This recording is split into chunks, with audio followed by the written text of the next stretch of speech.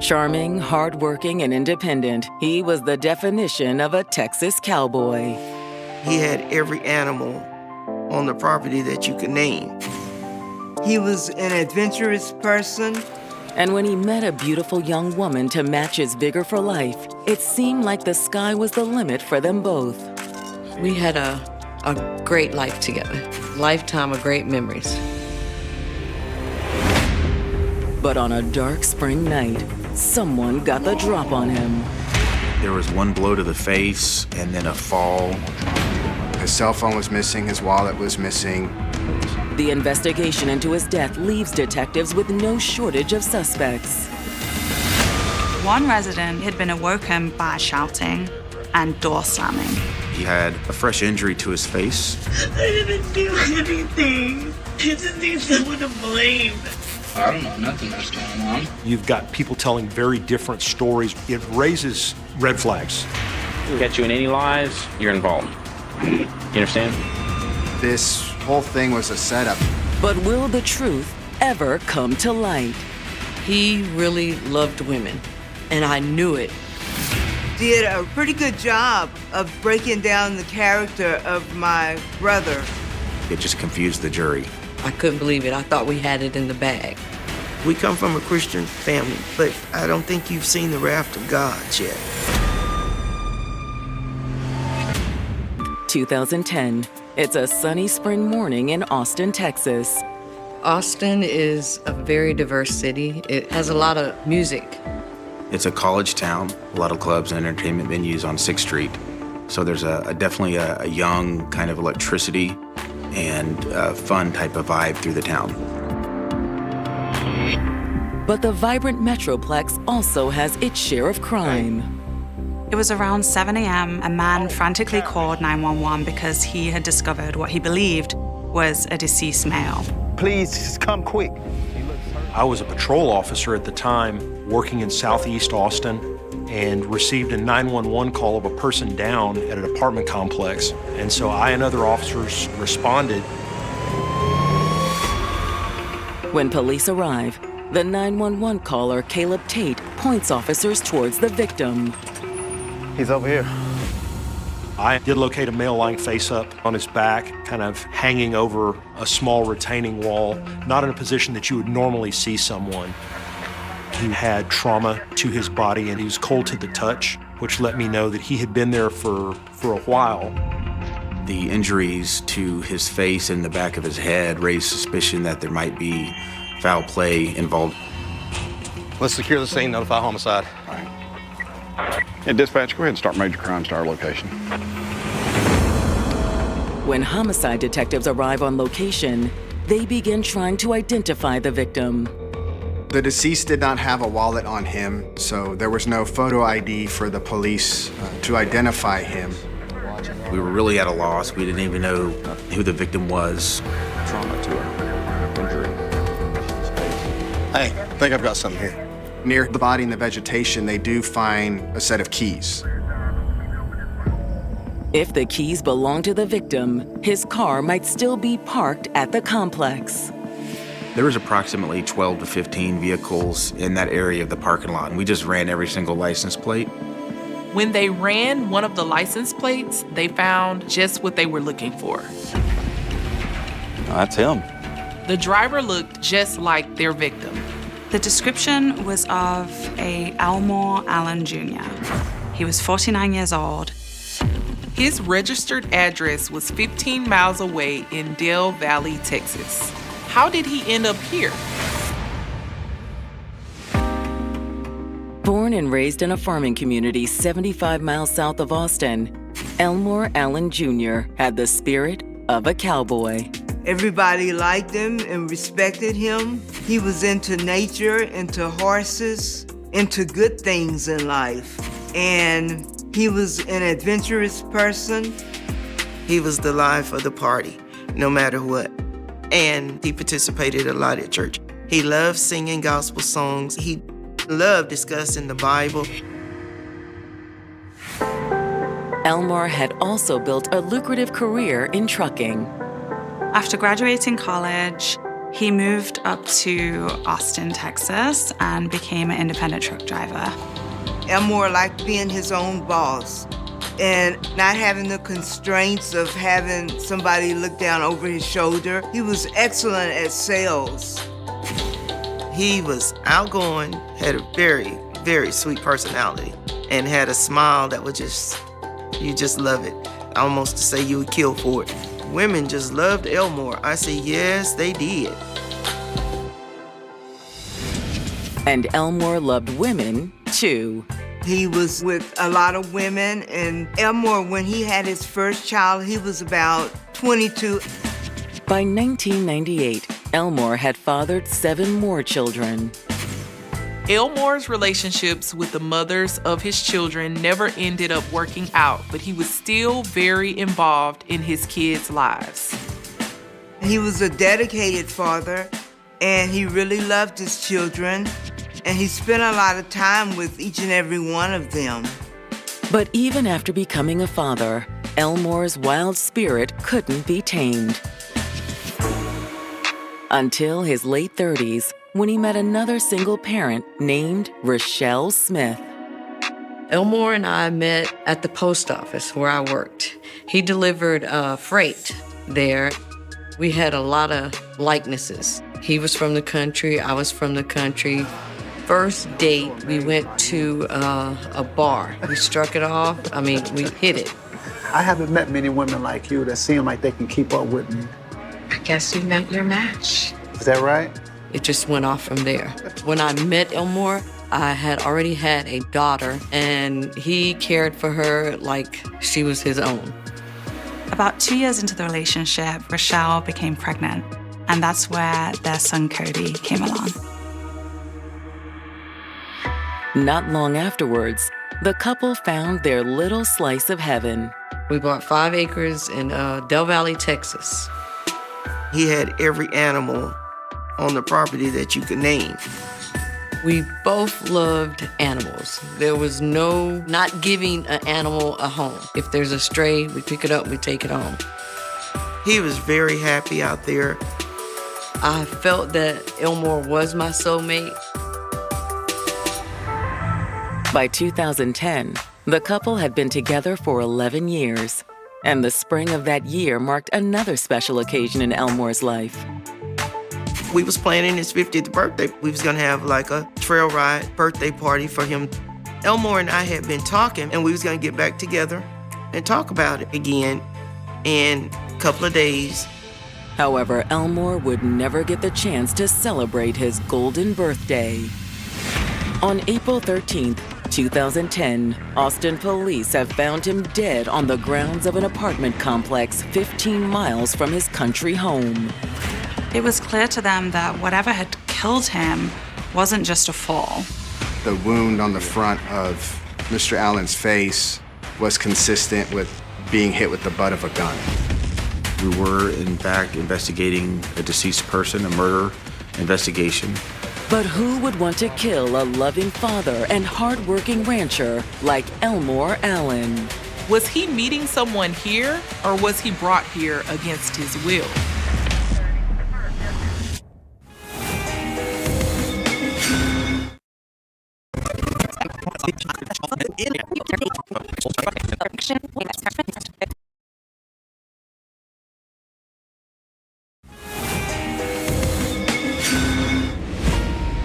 In the spring of 2010, Elmore Allen Jr. was getting ready to celebrate his 50th birthday. The beloved father of 8 had a devoted partner of 11 years, a successful career, and a farm of his own just outside Austin, Texas. Elmore and I, we had a great life together. It was awesome.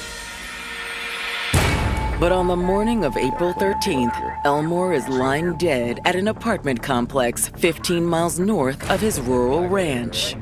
Detectives came to the conclusion that Elmore had been held at gunpoint and that the wounds on his face may have been because he had been hit in the face with the end of the gun. Mr. Allen had sustained an injury underneath his left eye and had struck the back of his head on a landscaping retaining wall. It looked like he was murdered, and we felt like there was probably a robbery involved. His pockets had been pulled out. His cell phone was missing, his wallet was missing. As detectives survey the crime scene, they wonder, what was Elmore doing at this apartment complex half an hour away from his country home? Was he meeting someone here, or was he brought here against his will? Unfortunately, a search of his vehicle did not yield any useful evidence. When the detectives pulled Elmore's sleeve back, they noticed a wristband. We felt like that might indicate the location that he was at the previous night, just hours before he was found. This was a yellow wristband that looked similar to something you'd find after going to a concert or a nightclub. He's been somewhere. But the wristband will only get detectives so far. Even though we had the wristband without any sort of name on the wristband, there's really no place to start. There's hundreds of places in Austin that might issue that type of wristband. This was going to be like finding a needle in a haystack. Detectives hope the man who called 911, Caleb Tate, might have seen something else that could aid in their investigation. Tell us a little bit more about what you witnessed. Well, it started out just a typical day, you know.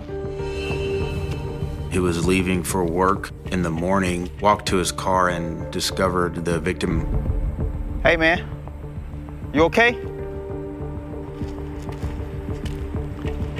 At first, I thought he was just passed out.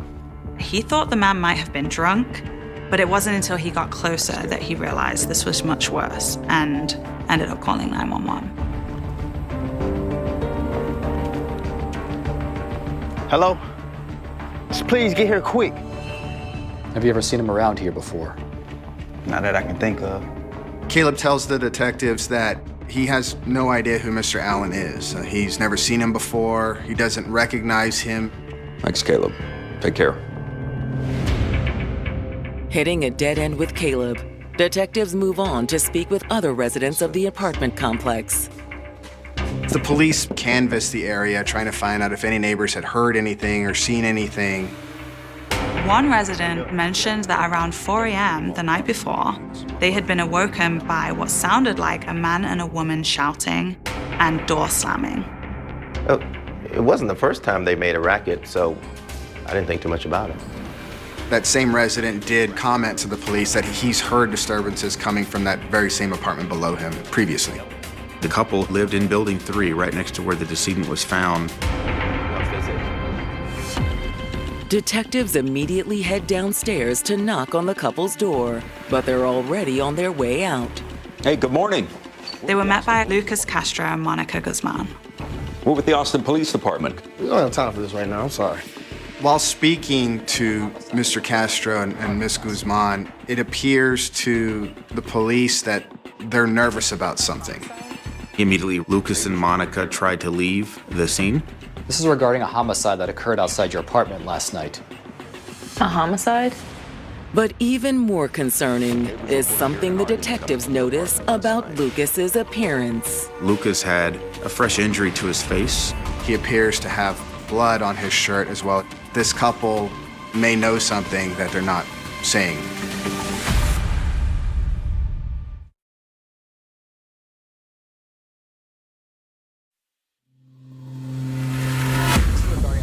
Hours into the murder investigation of Elmore Allen Jr., witnesses have identified 2 residents allegedly involved in a disturbance on the night Elmore died.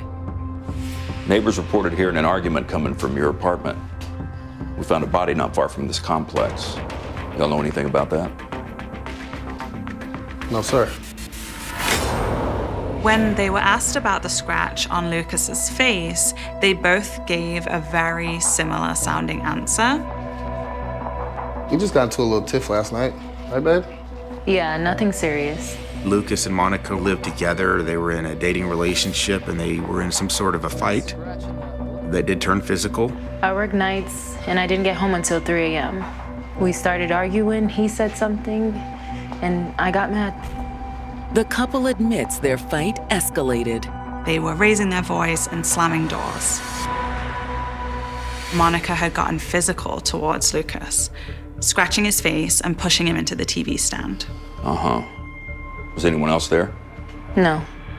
Their version of events was that this was a domestic dispute between two people. They didn't know Elmore. They didn't have anything to do with his death. You mind if we take a look in your apartment? Upon further investigation, detectives believe the couple is telling the truth. They allowed us to search their apartment to look for any sort of evidence that might be related, and it was pretty obvious that their disturbance was probably not related to the victim. With all leads at the apartment complex exhausted, detectives head to the address they found for Elmore. Myself and Detective Fugit drove to that residence to talk to next of kin, who was his common-law wife at the time. When they told me that they found Elmore dead, it was a shock, unbelievable. I didn't know what to say. What do you mean? How could this happen? The first thing that came to my mind was my son. How am I gonna tell my son that his dad is not coming home tonight? So sorry, ma'am. We're gonna do everything we can to find out who did this. When we talked to her, it was a hard conversation, obviously, because she had just been notified of his death. I remember asking, where was he at? And they told me they found him at these apartments. Did I have any knowledge of him knowing anyone that lived there? And I didn't. According to Rochelle, after 11 years together, she and Elmore hit a rough patch. He really loved women, and I knew it. He messed around or cheated. He had a lot of other women that I would find out about, and that was very hurtful. How long has this been going on? The past few years. I worked the day and he worked evenings. We were crossing paths, and it was like we were just kind of like growing apart. But Rochelle tells detectives she still cared deeply for Elmore and hoped he would change. I know that Elmore loved me, and I know he loved his family. And in a way, I thought it would all come back together. When was the last time you saw Elmore? Yesterday morning. When he didn't come home last night, I started blowing his phone up. They asked me, did I know where Elmore would go out? He sometimes would go to the club up in Austin. Do you know which specific clubs? I don't. I'm sorry. I could not help them in telling them where Elmore was at. And I said the person that would probably know would be his best friend, Jesse. His friend Jesse? I have his number. Detectives are quick to follow up with Elmore's friend.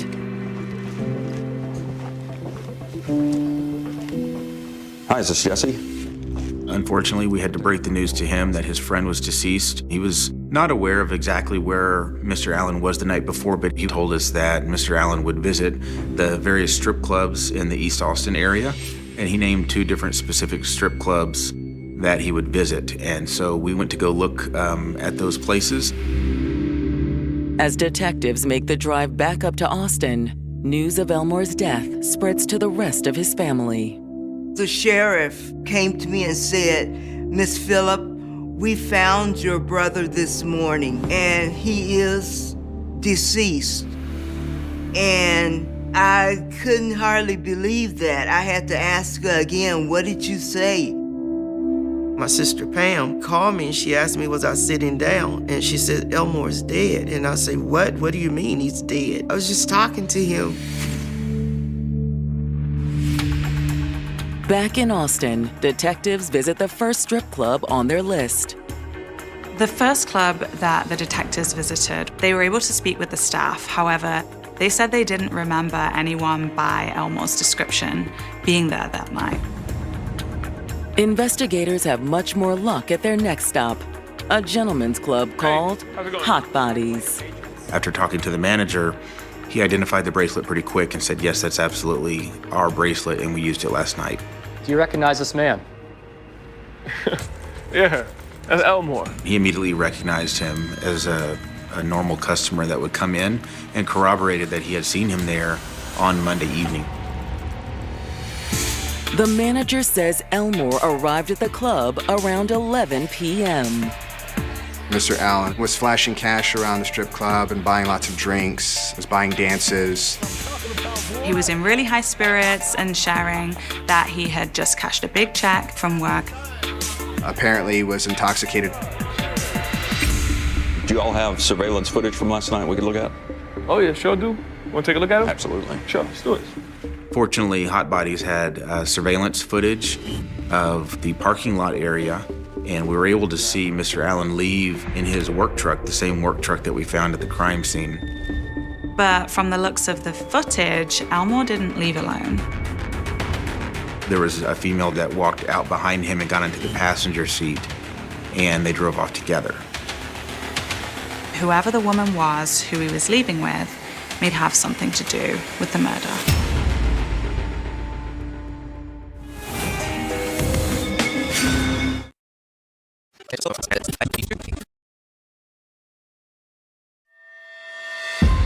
Detectives investigating the murder of Elmore Allen Jr. have just discovered surveillance footage showing their victim leaving an Austin area strip club with a young woman on the night he died.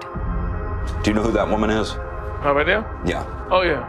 That's Sin. The manager was able to look at this footage and immediately identify the dancer as a stage name Sin. Her real name is Jessica. She's one of our most popular dancers. When they continued to look over the various footage from that evening, detectives also noticed some interesting footage from inside the club of the same dancer. On the CCTV footage, detectives witnessed the woman taking a phone call before leaving the club with Elmore and getting into his truck. Who was she calling? Look. After wrapping up their interview with the strip club manager, detectives run a background check on 20-year-old Jessica Krause Patterson, aka Sin. What was curious is we were able to see that just a few months before, she was involved in some sort of a disturbance and got a ride home from one of our victim services counselors, and the location that she told that counselor to take her home to was the exact same location where our crime scene was, where Mr. Allen was found. That's not the only shocking coincidence. The apartment that she went to was Caleb's apartment. That's where she was staying. Caleb Tate was the resident who called 911 and had given the tip about Elmore being found at the scene. Have you ever seen him around here before? Not that I can think of. So when we saw the connection to Caleb Tate, I think it's pretty obvious that we needed to have a follow-up conversation with him. Thanks for coming in, Caleb. Of course. We wanted to talk to you about Jessica Krause Patterson. Caleb admits, yeah, he does know Jessica. He was actually a former boyfriend as well as a former roommate. We know Jessica was with the man who was killed outside your apartment the other night. What? Do you want to tell us anything about that? Detectives feel like there's no way that this is just a coincidence. But Caleb insists that it is. I don't know anything about that, I swear. When Caleb realized that he could potentially be involved, as a suspect in a murder investigation, he was pretty cooperative with us. He told us Jessica did live with him a few months prior. So she's not staying with you anymore? No. She's kicking it with another guy now, JT Banks. One of the things that he told us is that he had overheard a conversation between Jessica and her boyfriend JT where they planned on robbing somebody. And so this is an obvious red flag to detectives. It sounded very, very similar to what we might be investigating. The fact that Caleb is Jessica's only known tie to the location where Elmore was killed still gives detectives pause, but they decide to let him go for the time being. Thanks, Caleb. We'll be in touch. You're free to go. Police found nothing else to connect him to Elmore's death. So at this point, they shifted their focus to Jessica and JT.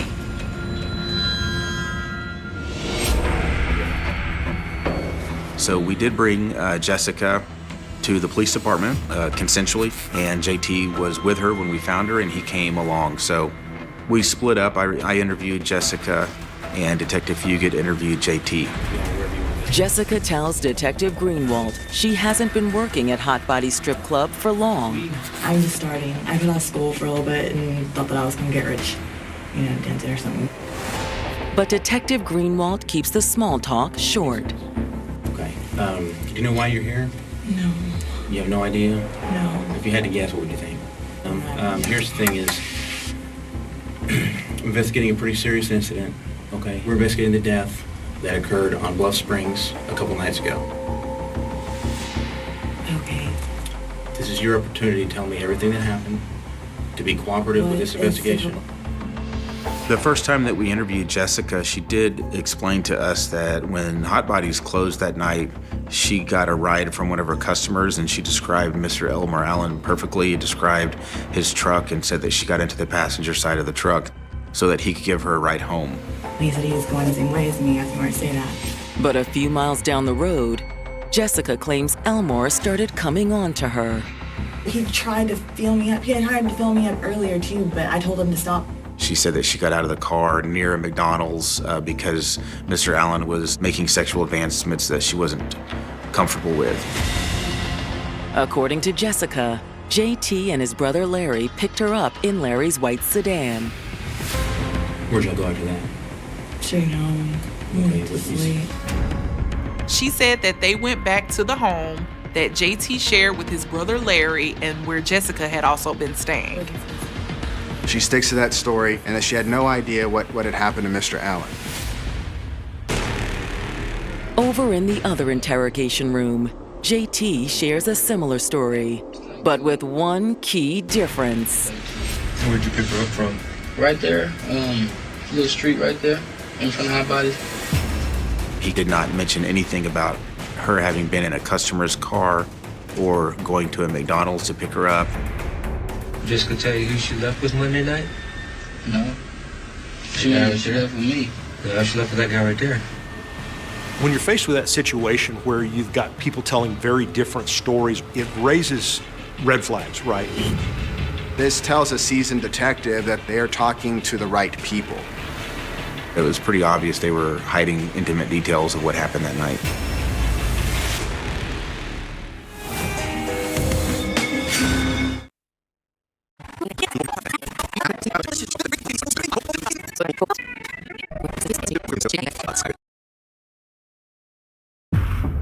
In April of 2010, Austin police are interviewing 20-year-old Jessica Krause Patterson and her 23-year-old boyfriend, JT Banks, about the night Elmore Allen Jr. was killed in a suspected robbery.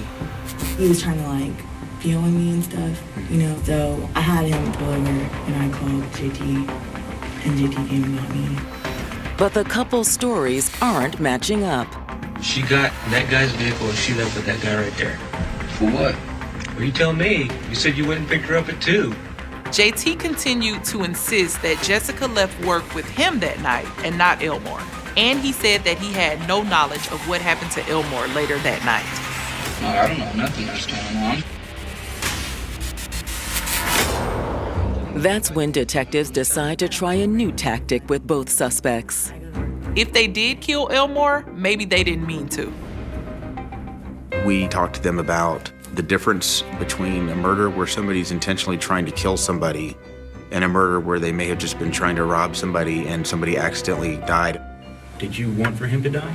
Oh my God, no, what are you talking about? Unfortunately, detectives are still getting nowhere with Jessica and JT.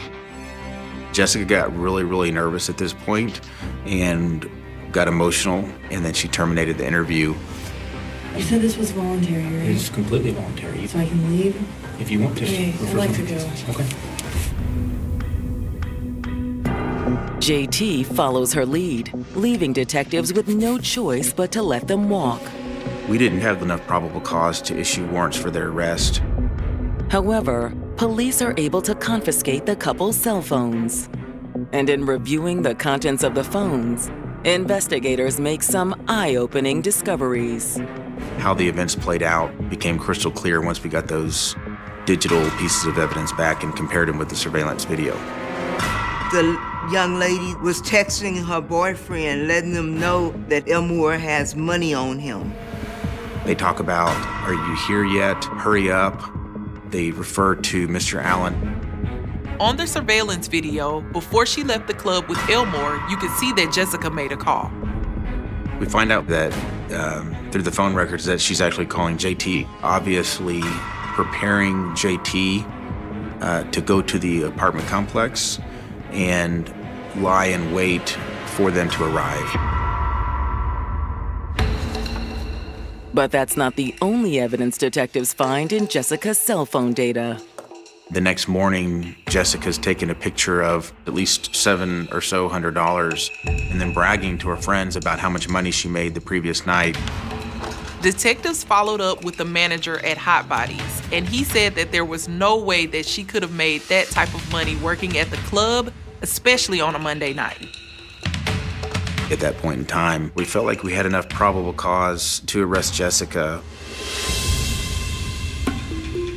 On April 30th, detectives take Jessica back into custody and confront her with everything they've learned.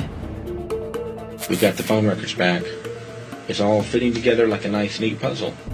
But even in the face of the evidence, Jessica continues to deny and deflect. Whose idea was it? There was no idea. I didn't do anything. Well, who did? If it wasn't Nobody did. She basically reiterated the first story that she told us. You just need someone to blame. I work hard for my money. I dance. I work my ass off when I work. She denied having arrived there. She denied having been there that night and claimed that they didn't rob anybody. You have to tell me how it really went down. Are you willing to tell me? Unfortunately for detectives, Jessica completely shuts down. We were really unable to get any additional information from her. But before circling back around to JT, detectives turn their attention to his younger brother, Larry. How you doing? I'm Jeff Greenwald. We know from talking to JT and Jessica that he was the one who drove JT over to pick up Jessica. The night of the murder, Police tell him this is his chance to come clean, and that if he doesn't want to be charged with an accessory to murder, he needs to come forward with absolutely everything that he knows. You know the night that we're talking about, right? Yeah. This time, detectives are in luck. He was willing to exchange information about what happened. I'm gonna be straight up real with you. I'm not trying to get in trouble, but man, You're stuck in a bad place. yeah.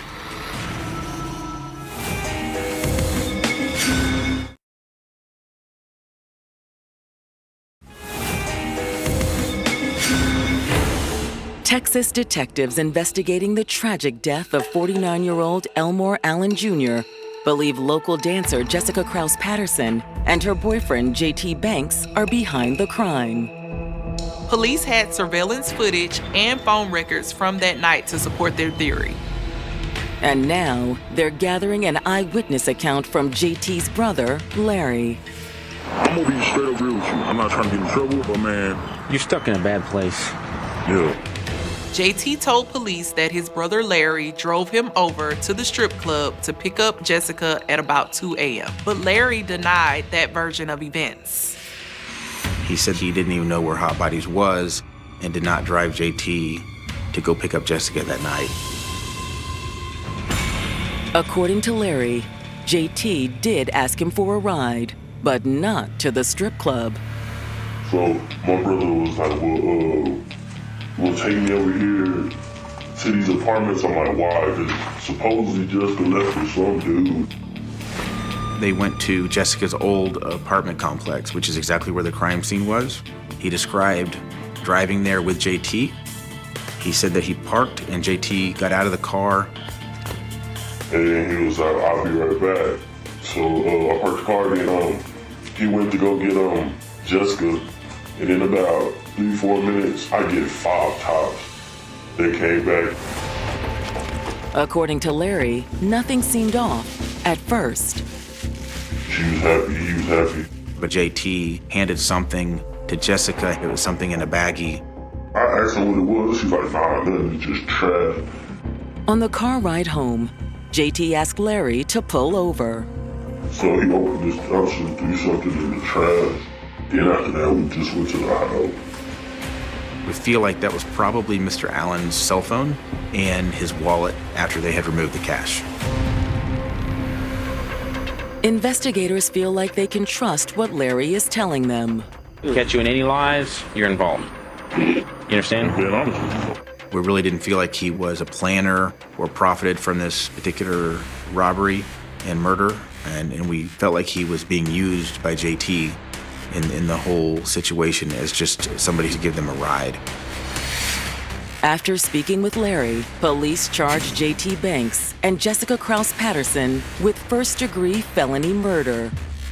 We feel like they knowingly and intentionally committed a violent crime in that they robbed Elmore Allen, they struck him in the face, and because of their actions during that felony, he died.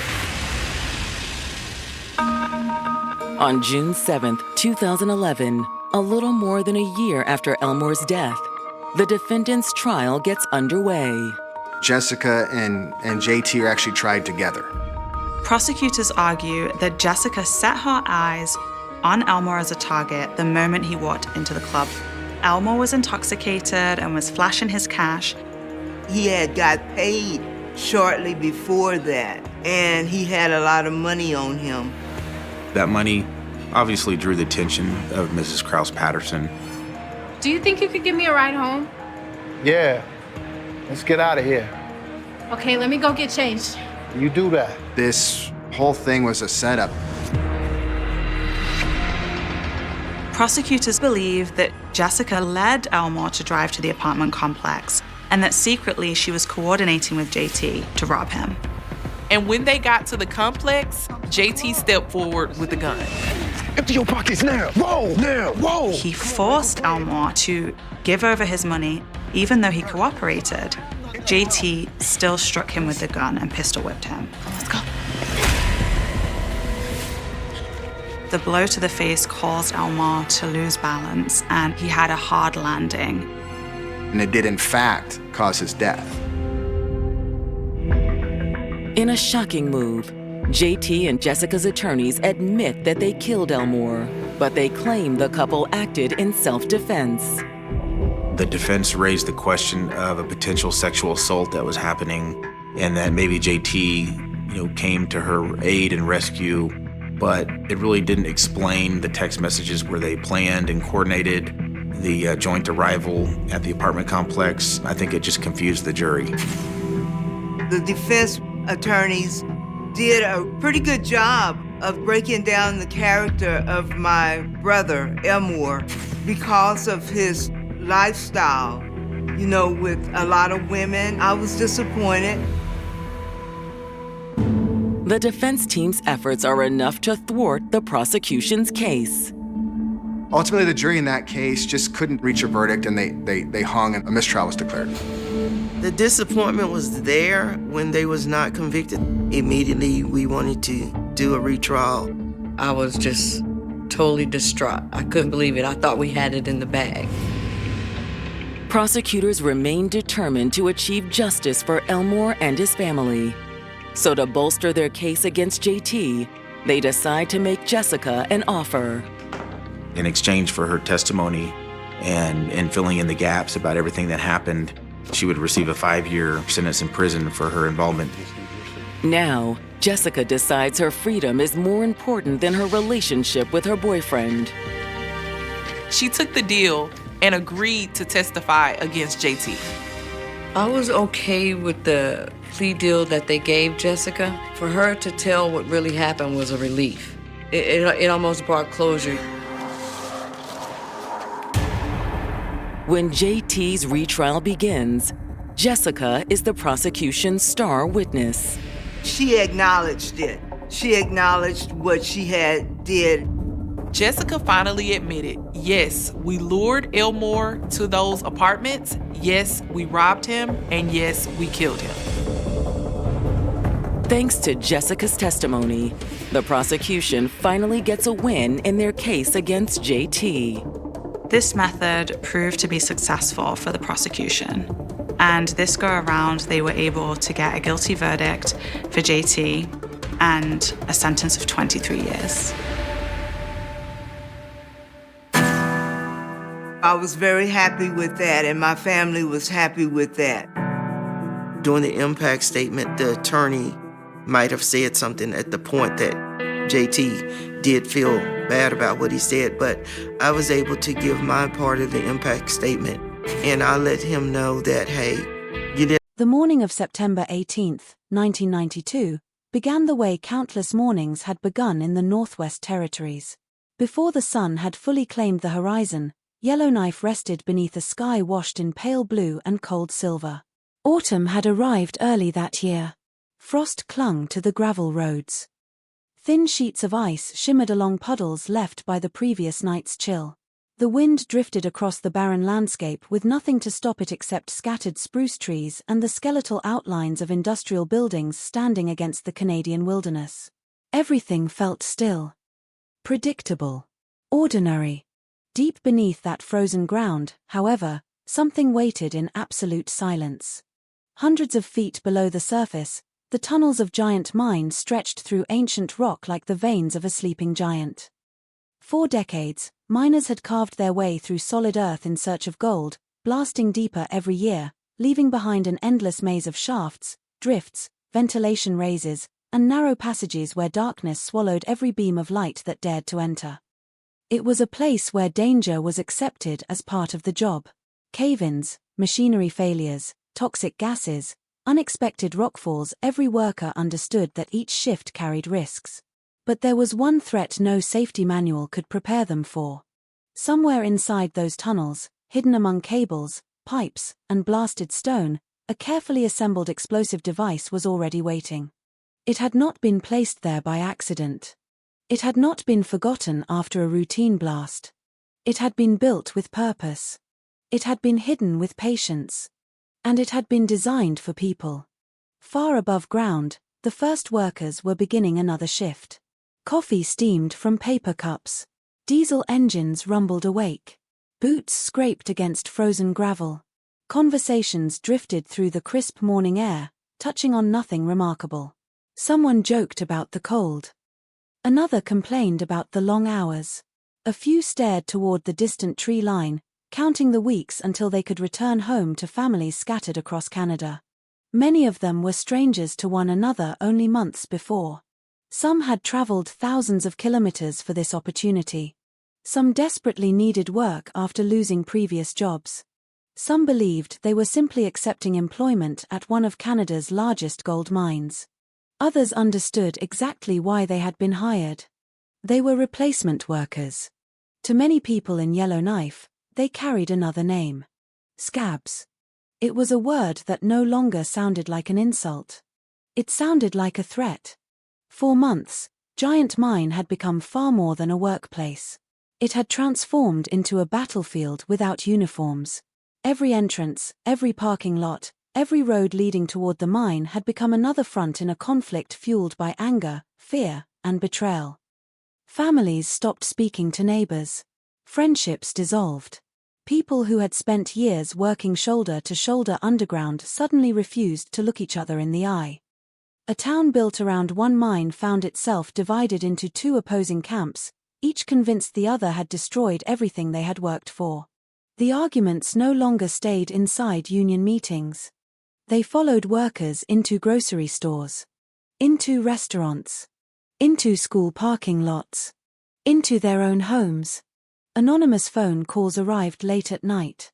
Vehicles were vandalized. Windows were smashed. Threats spread faster than facts. People learned to glance over their shoulders before unlocking their front doors. Everyone felt the tension. No one knew where it would end. Then, at approximately 8:45 that morning, the answer came with unimaginable violence. A tremendous explosion ripped through the underground drift. The blast did not echo once. It rolled through the tunnels like thunder trapped beneath a mountain, striking walls of ancient rock before racing down adjoining passages with terrifying force. Dust erupted into the air. Steel twisted. Lights disappeared. Shockwaves slammed into concrete supports. Equipment shuddered. The mine itself seemed to groan. For a brief moment, silence followed. Then came confusion. Men shouted into radios. Supervisors demanded reports. Workers who had survived the blast tried to understand what had happened. Some believed another scheduled detonation had gone horribly wrong. Others immediately realized something far more sinister. The transport vehicle carrying replacement miners had vanished. Rescue teams rushed underground through clouds of rock dust so thick they could barely see more than a few feet ahead. Every second mattered. Every delay allowed hope to fade a little more. What they found would haunt many of them for the rest of their lives. There would be no dramatic rescues. No miraculous survivors waiting beneath fallen debris. 9 men had died almost instantly. 9 ordinary workers who had climbed into a vehicle expecting another day of hard labor would never return to the surface alive. News spread across Yellowknife with astonishing speed. Telephones rang continuously. Police vehicles sped toward the mine. Families began hearing fragments of information before officials could provide confirmation. Rumors multiplied. Some insisted it had been an industrial accident. Others whispered a possibility too horrifying to say aloud. Someone had planted a bomb. If true, this was no accident of mining. It was murder. Not 1 killing. Not 2. 9. Committed beneath hundreds of feet of solid rock where escape was nearly impossible. The scale of the horror stunned even experienced investigators. Mining disasters had happened before throughout Canada's history. Equipment failed. Explosions occurred during blasting operations. Nature itself could become deadly in underground mines. But this was different. This disaster had intelligence behind it. Planning. Patience. Intent. Whoever had built the device understood explosives. Whoever had placed it knew the mine.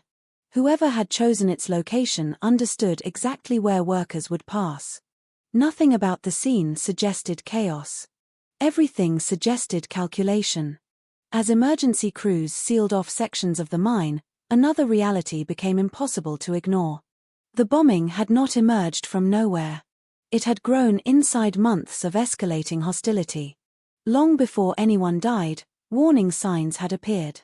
Arguments had become threats. Threats had become sabotage. Sabotage had become violence. Yet somehow the final line had still been crossed. Investigators would eventually spend years untangling that progression, trying to understand how an industrial labor dispute had evolved into one of the deadliest acts of workplace violence in Canadian history. The questions arrived almost immediately. Who hated these workers enough to kill them? Why target ordinary miners instead of company executives? How had an explosive device been smuggled into one of Canada's most closely monitored industrial sites? And perhaps most disturbing of all, had people seen this coming? The answers would not arrive quickly. The investigation that followed would become one of the most difficult homicide cases ever undertaken by the Royal Canadian Mounted Police. Hundreds of interviews would be conducted. Thousands of documents examined.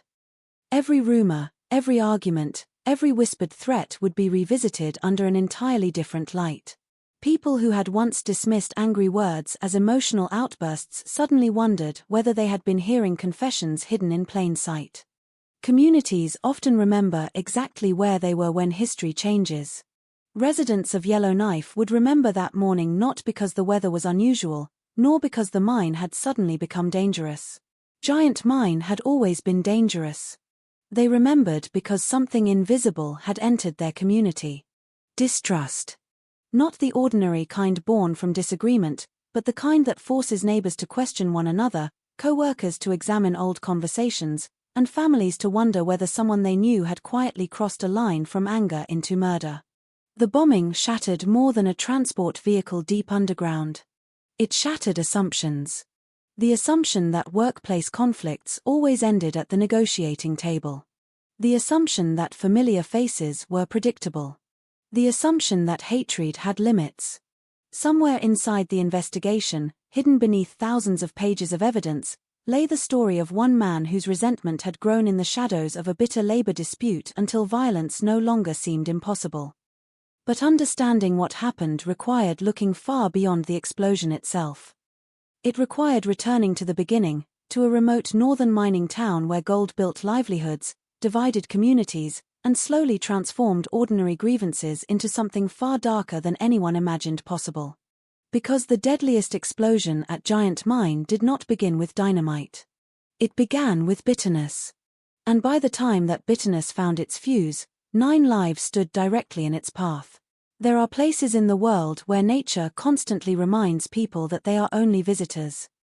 Yellowknife, tucked along the northern shore of Great Slave Lake in Canada's Northwest Territories, was one of those places. Winters arrived with astonishing force, swallowing the landscape beneath snow and ice for months at a time. The sun disappeared early in the afternoon, while temperatures sank far below anything most Canadians would ever experience. The cold possessed a strange kind of authority. It seeped through boots, climbed beneath heavy coats, and settled deep inside the bones. Yet for the people who chose to live there, the cold was never the greatest challenge. It was simply another condition of survival. Gold was the reason people came. Long before the tragedy that would one day define Giant Mine, Yellowknife had grown because prospectors believed unimaginable wealth rested beneath the ancient rock.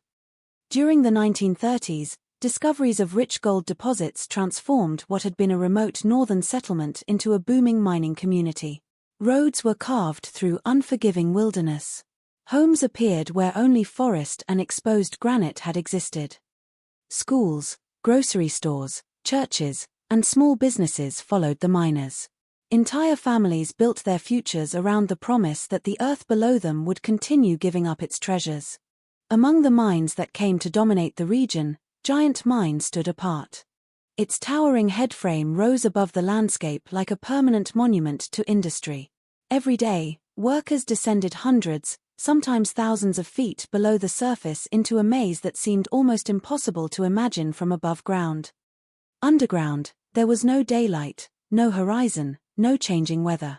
There were only endless tunnels carved through solid rock, illuminated by harsh electric lights that cast long shadows against rough walls blackened by decades of blasting. The mine had its own rhythm. Elevators carried crews into the earth before dawn. Compressors roared without interruption. Conveyor belts rattled. Drills screamed against stone. Explosions echoed through distant drifts as new passages were opened. Dust floated endlessly through the air despite powerful ventilation systems. Every shift demanded concentration because one careless decision could cost a life. The men who worked there shared an understanding that outsiders rarely appreciated. Underground, experience mattered. Trust mattered even more. Every miner depended on the person standing beside him. A forgotten safety check, an improperly secured wall, or a poorly planned blast could place everyone nearby in danger. That dependence created relationships unlike those found in many other professions. Workers argued. They joked. They complained. But when they descended together into the mine, they relied on one another completely. For many, Giant Mine was more than employment. It was identity. Some families had worked there for generations. Fathers introduced sons to the trade. Brothers shared shifts. Neighbors rode to work together before sunrise and returned home exhausted after dark. Birthdays, weddings, fishing trips, and community celebrations often included people connected by the mine. Almost every household knew someone who worked underground. The work itself was brutally demanding. A normal shift meant hours inside humid tunnels where machinery filled every conversation with constant background noise. The smell of diesel engines mixed with damp rock and explosive residue. Sweat-soaked clothing despite the cold waiting above ground. Muscles ached after lifting heavy equipment, handling drilling machinery, or hauling supplies through narrow passages where every movement required careful attention. Still, miners often described their work with quiet pride. Mining required courage. It required discipline. It required accepting risks that many others would never willingly face. That pride also shaped the culture surrounding Giant Mine. The workers believed they had earned every dollar through labor few outsiders could truly understand. Their wages reflected the danger they accepted daily, and over time those wages became the foundation upon which families built mortgages, children's education, retirement plans, and ordinary dreams of stability. Then the economic landscape began to change. During the late 1980s and early 1990s, fluctuations in gold prices placed increasing financial pressure on mining companies across Canada. Executives searched for ways to reduce operating costs. Investors expected profitability. Shareholders demanded efficiency. Boardrooms hundreds or even thousands of kilometers away began making decisions that would eventually reach the frozen streets of Yellowknife. Royal Oak Mines acquired Giant Mine in 1990. At first, many employees hoped new ownership would bring investment and long-term security. Fresh management often meant modernization, improved equipment, and renewed confidence in the future. But optimism gradually gave way to uncertainty as negotiations between the company and the union became increasingly difficult. The issues were familiar to anyone who had followed labor disputes before. Management argued that operating costs had become unsustainable. The union believed workers were being asked to sacrifice too much. Discussions centered on wages, overtime, scheduling, benefits, and workplace conditions. Every meeting produced more frustration than progress. Proposals returned covered with revisions. Deadlines passed without agreement. The distance between the two sides widened until compromise seemed almost impossible. Inside the community, opinions hardened. Some residents believed the company had no choice.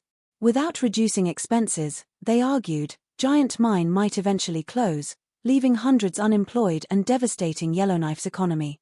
Others saw something entirely different. They believed experienced miners who had spent decades risking their lives underground were now being treated as little more than numbers on a financial spreadsheet. Years of loyalty appeared to mean very little when profits became the primary concern. Neither side believed they were acting unfairly. That conviction proved dangerous. As negotiations collapsed, tensions spread beyond conference rooms. Conversations at dinner tables changed. Local cafes became unofficial debating halls where every customer seemed to have an opinion. Some defended management. Others fiercely supported the union. Voices grew louder. Patience grew shorter. The same community that had once celebrated together during festivals and hockey games slowly divided into opposing camps. In May 1992, the conflict reached a breaking point. Workers walked off the job. The strike officially began. What had started as a dispute over contracts now became a daily confrontation visible to everyone. Picket lines formed outside the mine. Signs appeared along roadways. Workers stood for hours beneath cold northern skies, watching every vehicle approaching the entrance. Some hoped negotiations would resume quickly. Others prepared for a much longer battle. No one imagined how far events would eventually spiral. For Royal Oak Mines, production could not simply stop indefinitely. The company chose a strategy that would dramatically reshape the conflict. Replacement workers were hired. Many came from outside the Northwest Territories. Some traveled from distant provinces after hearing about available positions with competitive wages. A number of them knew little about the local dispute. They saw only an opportunity to support their families during uncertain economic times. Others understood exactly what they were walking into. Crossing a picket line has always carried emotional weight during labor disputes. For striking workers, replacement employees represented something deeply personal. Every new hire appeared to weaken their bargaining power. Every production shift completed without them suggested the company could continue operating despite the strike. Resentment grew almost immediately. The word replacement worker disappeared from many conversations. Instead, another word became common. Scab. It was spoken with bitterness. Sometimes with disgust. Occasionally with open rage. Every morning, buses carrying replacement workers approached the mine under the watchful eyes of striking employees. Some days there were shouted insults. Other days, silence proved even more unsettling. Men who had once shared lunchrooms and underground shifts now stood separated by fences, security personnel, and growing hostility. The company increased security. More guards appeared. Vehicles entering the property were monitored more carefully. Access to certain areas became restricted. Management feared vandalism. The union feared intimidation. Neither fear existed without reason. Over the following months, incidents accumulated one after another. Equipment was damaged. Power lines were tampered with. Threatening phone calls circulated through the community. Vehicles belonging to replacement workers were vandalized. Anonymous warnings appeared. Rumors spread faster than verified facts. Each new incident intensified suspicion. Each accusation deepened division. The atmosphere surrounding Giant Mine became increasingly volatile. For many residents, daily life settled into an uncomfortable routine shaped by uncertainty. Parents wondered whether arguments overheard by children would someday erupt into something worse. Business owners worried about losing customers depending on which side they appeared to support. Church congregations found themselves quietly divided. Even casual greetings between neighbors sometimes carried invisible tension. The strike had escaped the boundaries of labor negotiations. It had become part of everyday life. Inside the mine, replacement crews continued working under extraordinary pressure. Most understood they were unpopular. Some feared they might become targets. Many avoided unnecessary stops around town after finishing their shifts. Others limited social interactions altogether. They called home more frequently. They reassured worried spouses that everything would be fine. Few admitted how uncomfortable they truly felt. Meanwhile, the striking workers experienced frustrations of their own. Savings accounts shrank. Bills continued arriving. Mortgage payments became harder to manage. Stress entered households already burdened by uncertainty. Arguments at negotiation tables now echoed inside kitchens and living rooms. Months passed. No meaningful resolution appeared. The conflict no longer felt temporary. It felt permanent. In environments shaped by prolonged anger, something subtle often begins to happen. People stop imagining how the conflict might end. Instead, they begin imagining how the other side deserves to lose. That psychological shift rarely occurs overnight. It grows slowly, fed by repeated disappointments, reinforced by conversations among people who already share the same grievances. Every insult becomes evidence. Every setback confirms existing beliefs. Empathy quietly disappears, replaced by certainty. At Giant Mine, that transformation unfolded almost unnoticed. The language people used changed. Opponents became enemies. Disagreements became betrayals. Individuals became symbols. Replacement workers were no longer seen by some as fathers, husbands, or ordinary men trying to earn a paycheck. To the most radical voices, they represented everything that had gone wrong. The mine itself reflected that growing divide. The same tunnels that had once depended on cooperation now carried invisible hostility alongside drills and blasting equipment. Above ground, fences separated workers who had once trusted each other with their lives beneath the earth. Every sunrise brought another opportunity for confrontation, another chance for tempers to ignite. Some people still believed reason would prevail. Negotiations, they hoped, would eventually produce compromise. Others had already abandoned that hope. Among those watching the dispute unfold was a veteran miner named Roger Warren. He knew Giant Mine better than most people ever could. He understood its tunnels, its blasting systems, and the hidden pathways beneath the surface. He had spent years learning how explosives behaved underground. And while the town struggled to imagine how the strike might finally end, Warren's anger was moving in a direction few could see. The frozen landscape surrounding Yellowknife appeared unchanged from a distance. The headframe still overlooked the mine. The trucks still traveled the access roads. The drills still bit into ancient rock. But beneath that familiar routine, resentment was accumulating with quiet persistence, like pressure building deep beneath solid stone. Eventually, something would give way. And when it did, the explosion that followed would not simply tear through rock.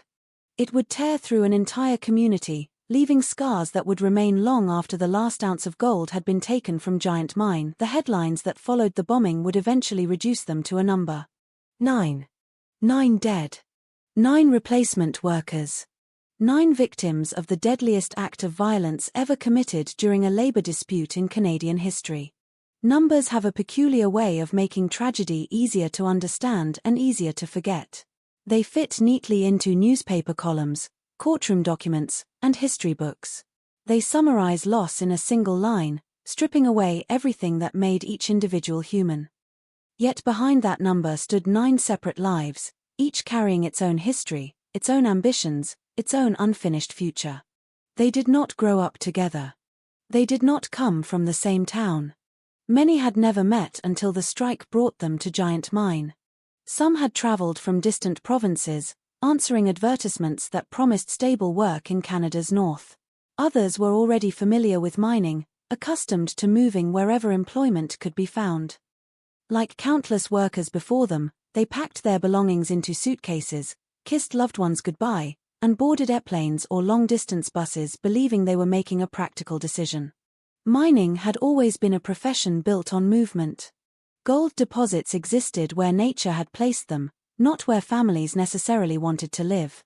Men and women in the industry often followed opportunity across enormous distances, accepting months away from home in exchange for the promise of steady income. Birthdays were missed. Anniversaries were celebrated over telephone lines. Children sometimes grew used to seeing a parent only between rotations. The work demanded sacrifice long before anyone entered the mine. For many of the replacement workers, Giant Mine represented exactly what they had been searching for. A paycheck. Security. Another chance. Some had recently experienced layoffs elsewhere. Others faced shrinking opportunities as mines closed or reduced production. The early 1990s had brought uncertainty to resource industries throughout Canada, and stable employment was becoming increasingly difficult to find. When positions opened at Giant Mine, they appeared to offer something precious during uncertain times: the ability to support a family. It was not an easy decision. Anyone accepting work at Giant Mine quickly discovered that the job existed because hundreds of unionized employees were on strike. News reports covered the labor dispute almost daily. Television cameras showed picket lines outside the entrance. Newspapers described growing tensions between management and organized labor. Some prospective workers declined the offer immediately. Others accepted despite understanding the controversy. The reasons varied. Financial pressure leaves little room for ideal choices. A mortgage payment cannot be postponed forever. Children still need clothing. Groceries still must be purchased. Bills continue arriving whether labor negotiations succeed or fail. For some of the men who eventually lost their lives, the decision may have felt less like taking sides and more like accepting the only opportunity available. That distinction mattered greatly to their families. To the wider public, they became known as replacement workers. To wives, they remained husbands. To children, they were fathers. To parents, they were sons who had grown into hard-working adults. To brothers and sisters, they were familiar voices at family gatherings, people whose laughter filled ordinary moments long before anyone had ever heard of Giant Mine. The strike, however, transformed perception. Within the deeply divided atmosphere surrounding Yellowknife, identities became simplified. On one side stood striking workers fighting for contracts they believed were fair.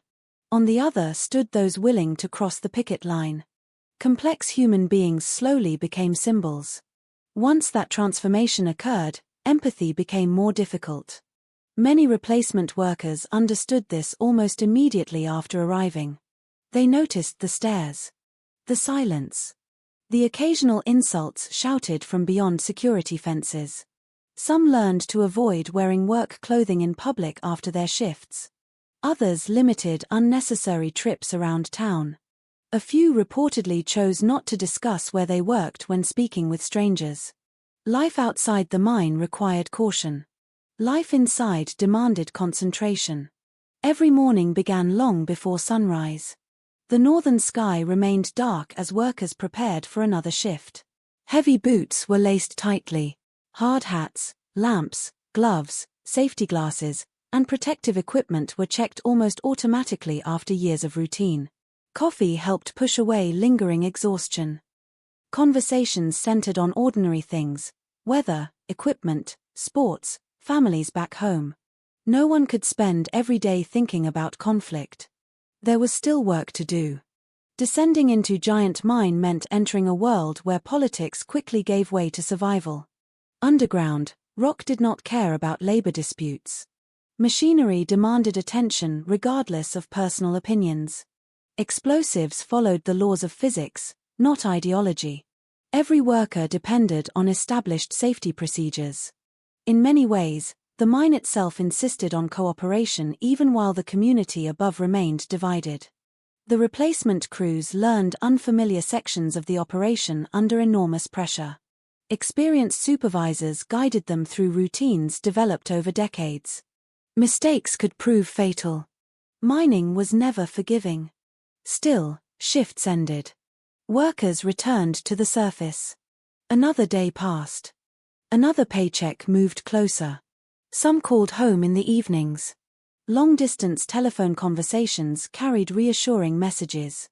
"Everything's fine. Work is busy. I'll see you soon." Those ordinary exchanges would later become priceless memories for families left searching for the last familiar words they ever heard. No one knows which conversations would ultimately become final conversations. That uncertainty accompanies every unexpected death. The morning of September 18th began no differently. Another shift. Another ride underground. Another expectation that hard work would eventually lead to quitting time. The transport vehicle carried men through tunnels that had already become familiar. Steel wheels rolled over tracks worn smooth by decades of mining activity. Lights illuminated rough stone walls before disappearing again into darkness behind them. The air remained cool despite the machinery operating throughout the mine. Engines echoed through confined spaces where sound behaved strangely, bouncing endlessly between rock surfaces.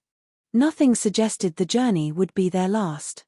Some may have been thinking about the tasks awaiting them. Some perhaps counted the days until returning home.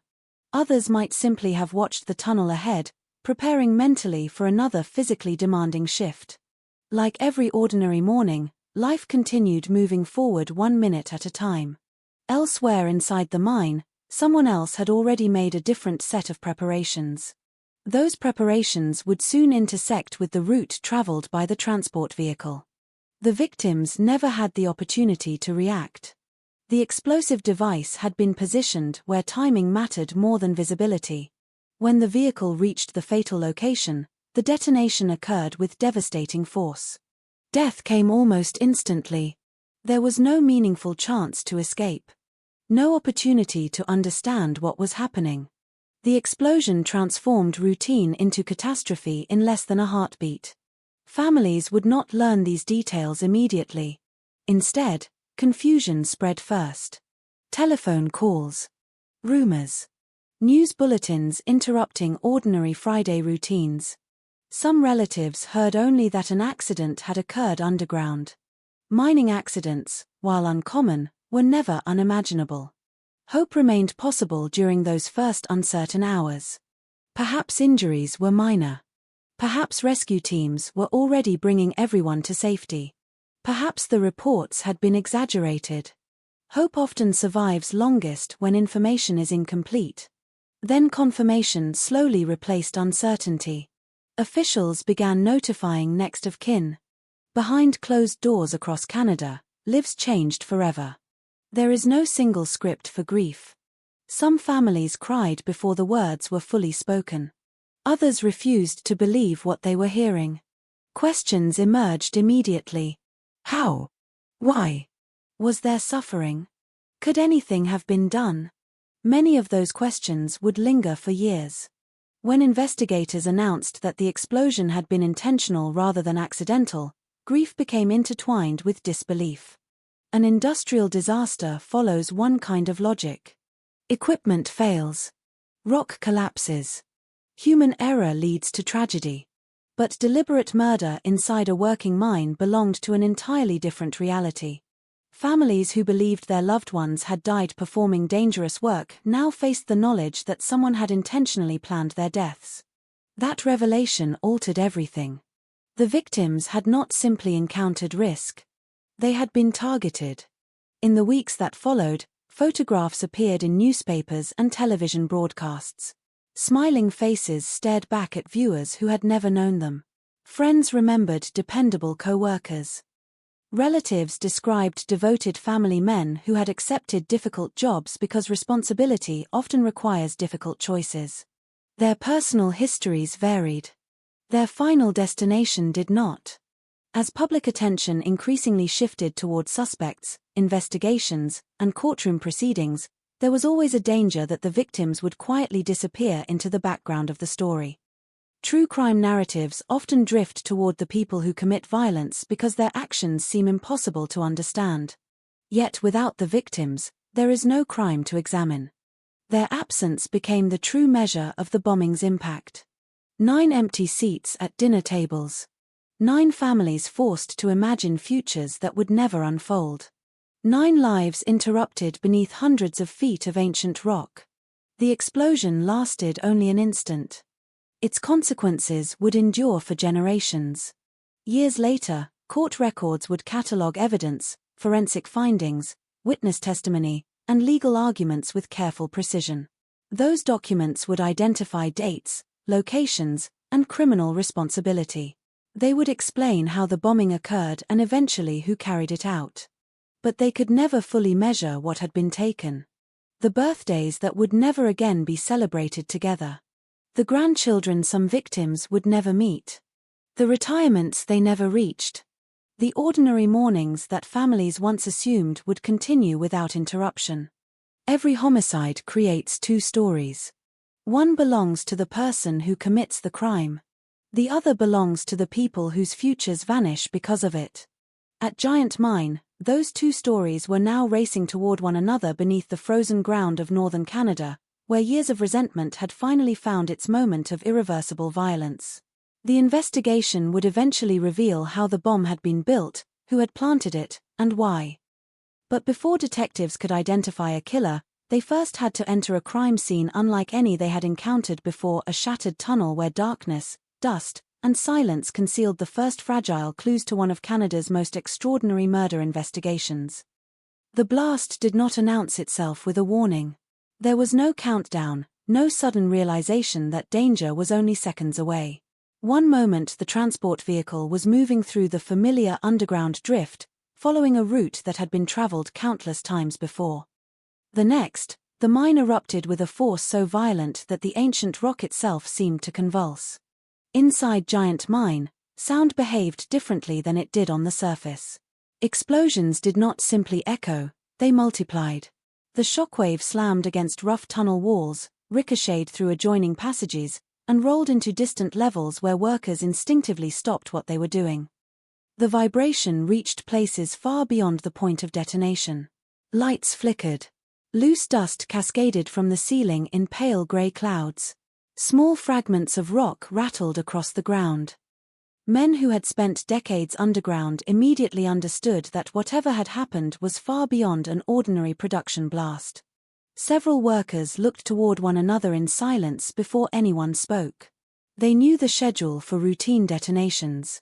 They knew the distinctive rhythm of controlled blasting, the carefully planned sequence followed by safety inspections before anyone re-entered an area. This explosion belonged to none of those routines. Someone reached for a radio. Another demanded confirmation from nearby crews. Voices began overlapping across communication channels that only moments earlier had carried ordinary instructions about equipment and production.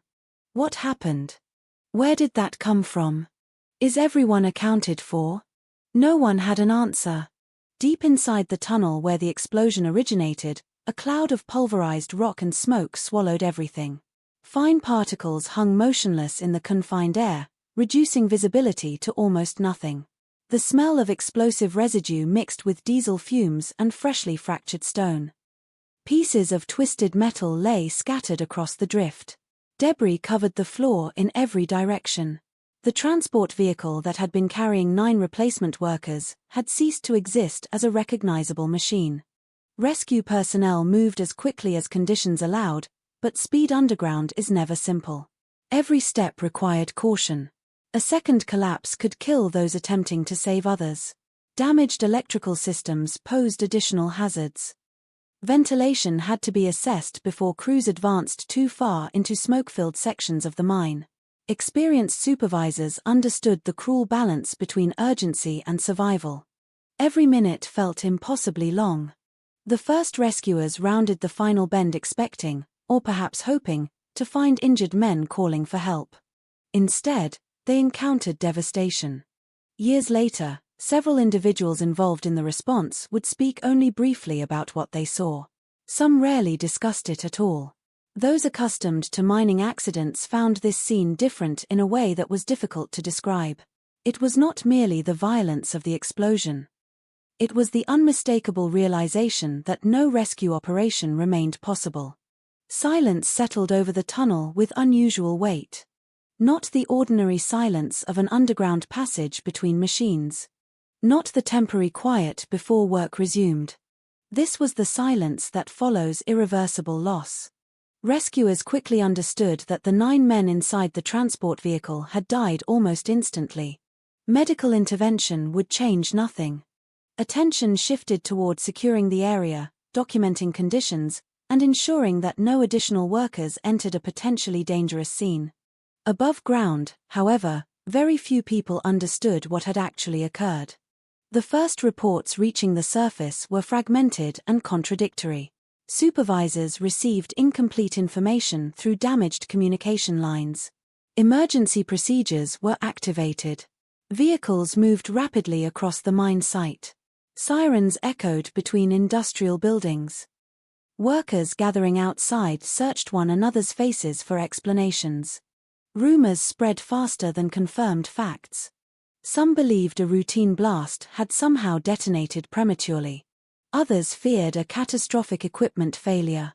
A few whispered about sabotage almost immediately. The months leading up to that September morning had changed how people interpreted unexpected events. Tension had become part of everyday life. Acts of vandalism, threats, and confrontations had already eroded trust throughout the community. The possibility that someone had deliberately caused the explosion no longer seemed impossible. Even so, few imagined the truth. Emergency personnel arriving from Yellowknife encountered a mine operating under extraordinary circumstances. Access to underground areas had to be carefully controlled. Every movement required coordination between mine officials, rescue teams, and investigators.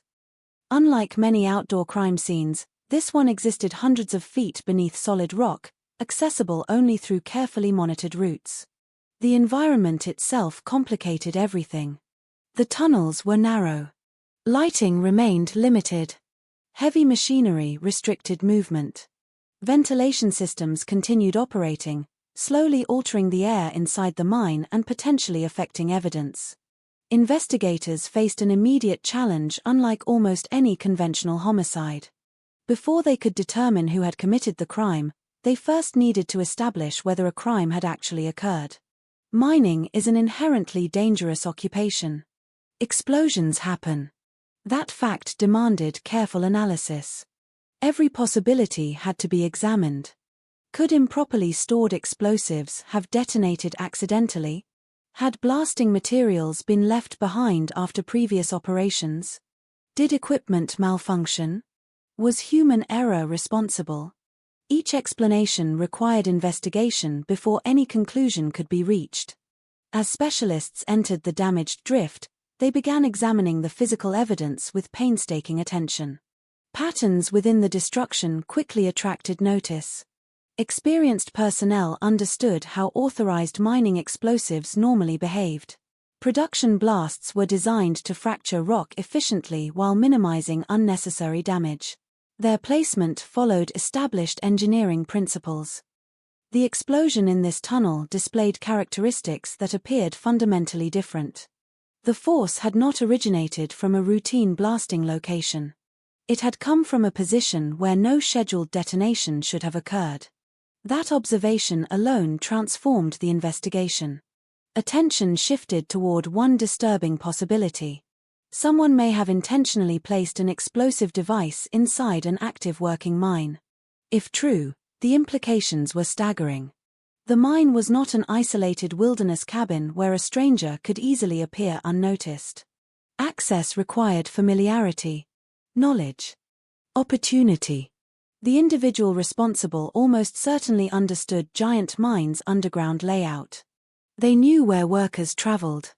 They understood explosives. And they possessed enough confidence to believe the device would remain undiscovered until the precise moment it was intended to explode. Investigators expanded the search beyond the immediate blast area. Every nearby tunnel became significant. Every footprint. Every discarded object. Every unusual mark along the rock walls. Evidence underground often survives differently than evidence exposed to weather on the surface. There is no rainfall to wash away traces. No wind to scatter debris. Yet mining operations create their own complications. Equipment moves constantly. Dust settles everywhere. Countless workers pass through the same routes each day. Separating ordinary activity from criminal behavior required extraordinary patience. Meanwhile, news reached local authorities that 9 workers had been killed. The scale of the incident demanded immediate involvement from the Royal Canadian Mounted Police. What initially appeared to be a possible industrial accident rapidly evolved into one of the largest homicide investigations in Canadian history. Outside the mine gates, another scene unfolded. Reporters began arriving. Camera crews assembled. Residents gathered at a distance, hoping to learn what had happened. Some recognized vehicles belonging to emergency services. Others searched the faces of workers emerging from the property, looking for reassurance that loved ones had survived. No reassurance came. As officials struggled to verify identities and notify families, speculation consumed Yellowknife. People repeated whatever fragments of information they had heard. Someone said it was a cave-in. Someone else insisted explosives had gone off unexpectedly. Another claimed there had been a deliberate bombing. No one knew which version, if any, reflected reality. Inside homes across the town, televisions remained switched on throughout the day. Telephones rang constantly. Friends called friends. Relatives contacted one another. Parents waited anxiously for news from children employed at the mine. Every passing hour intensified uncertainty. For the striking workers maintaining picket lines outside Giant Mine, the explosion produced emotions that were equally complicated. Many had spent years working beside the men now coordinating emergency operations. Despite months of bitter conflict with management, few wished genuine harm upon ordinary workers underground. The realization that multiple people had died left many visibly shaken. At the same time, they understood almost immediately how suspicion might fall upon the striking workforce. That possibility cast another shadow across an already fractured community. As daylight slowly faded over Yellowknife, investigators remained underground documenting every detail the scene could reveal.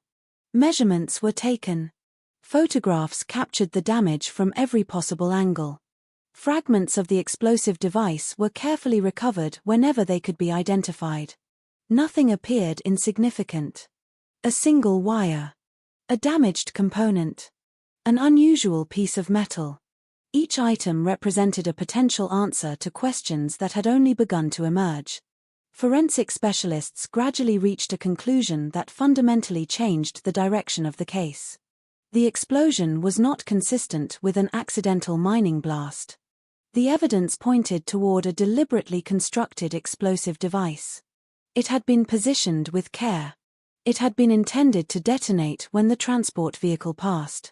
The victims had not been in the wrong place at the wrong time. They had been the intended targets. That realization transformed grief into something colder. Someone had planned this. Someone had entered the mine before dawn carrying explosives. Someone had hidden the device without attracting attention. Someone had walked away knowing that, sooner or later, a vehicle carrying human beings would arrive. The investigation no longer centered on determining what had happened. Now it focused on discovering who possessed both the knowledge and the motivation to commit such an extraordinary act. The list of possibilities appeared overwhelming. Thousands of people had some connection to Giant Mine over the years. Hundreds knew its underground passages.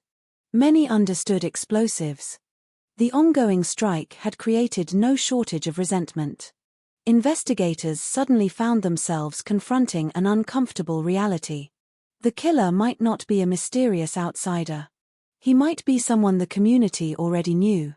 Someone who had shared coffee in the break room. Someone who had worked underground for years.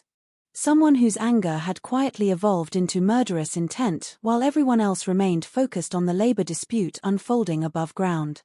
The blast had lasted only an instant. The investigation it created would consume years. Before detectives could identify one man, they would have to navigate a maze of conflicting loyalties, hidden resentments, unreliable rumors, and dead ends that threatened to bury the truth as deeply as the tunnels beneath Giant Mine itself. The first hours after the explosion belonged to chaos. The hours that followed belonged to the investigators. By the afternoon of September 18th, Giant Mine had become something it had never been before. It was no longer simply one of Canada's largest gold mines.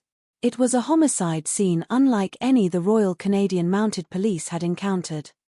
Hundreds of feet beneath the surface, inside an active industrial complex built over decades, investigators now faced the difficult task of preserving evidence in an environment that had never been designed for criminal investigations. The challenge became obvious almost immediately. Unlike a house, a street, or an isolated field, a working mine could not simply be frozen in time. Ventilation systems had to continue operating. Structural integrity had to be monitored constantly. Engineers needed access to evaluate damage. Every person entering the underground workings carried the risk of unintentionally disturbing evidence. Time itself had become another enemy. The RCMP assembled specialists from multiple disciplines. Experienced homicide detectives worked alongside forensic experts, explosive specialists, engineers, and mine personnel who understood the labyrinth hidden beneath the rocky landscape surrounding Yellowknife. Each brought knowledge the others lacked. Detectives understood murder investigations. Engineers understood tunnels. Explosives experts understood blast patterns. Only by combining those perspectives could anyone hope to reconstruct what had happened. The journey to the blast site was slow and deliberate. Every section of tunnel leading toward the damaged drift was examined before investigators moved deeper. Photographs documented conditions exactly as they appeared. Measurements were recorded. Lighting was adjusted to expose details invisible beneath layers of dust. The further they traveled, the quieter the mine became. Far from the machinery that still hummed elsewhere underground, the damaged drift seemed suspended outside ordinary time. Dust lingered on every surface. Fragments of shattered metal lay scattered across the floor. The walls themselves carried the scars of the explosion, chipped and fractured where unimaginable force had slammed into solid rock. For experienced investigators, crime scenes often begin speaking long before witnesses do. Not with words. With patterns. With absence. With small inconsistencies that refuse to fit ordinary explanations.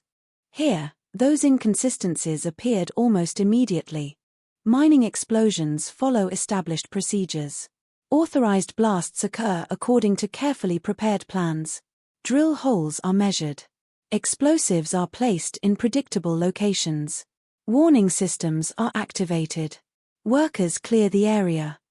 Everything is documented because underground blasting leaves little room for improvisation.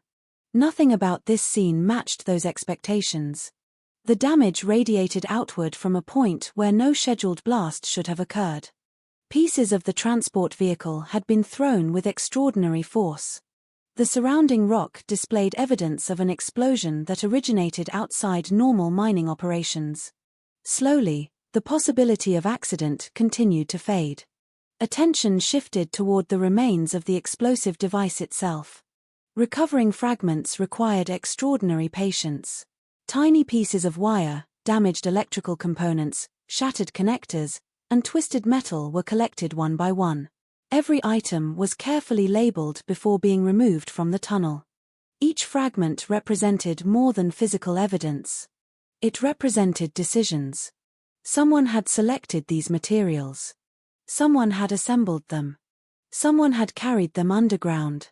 Explosives do not arrange themselves. As forensic specialists continued examining the scene, another realization emerged. Whoever built the device possessed considerable knowledge. This had not been an improvised act committed in panic.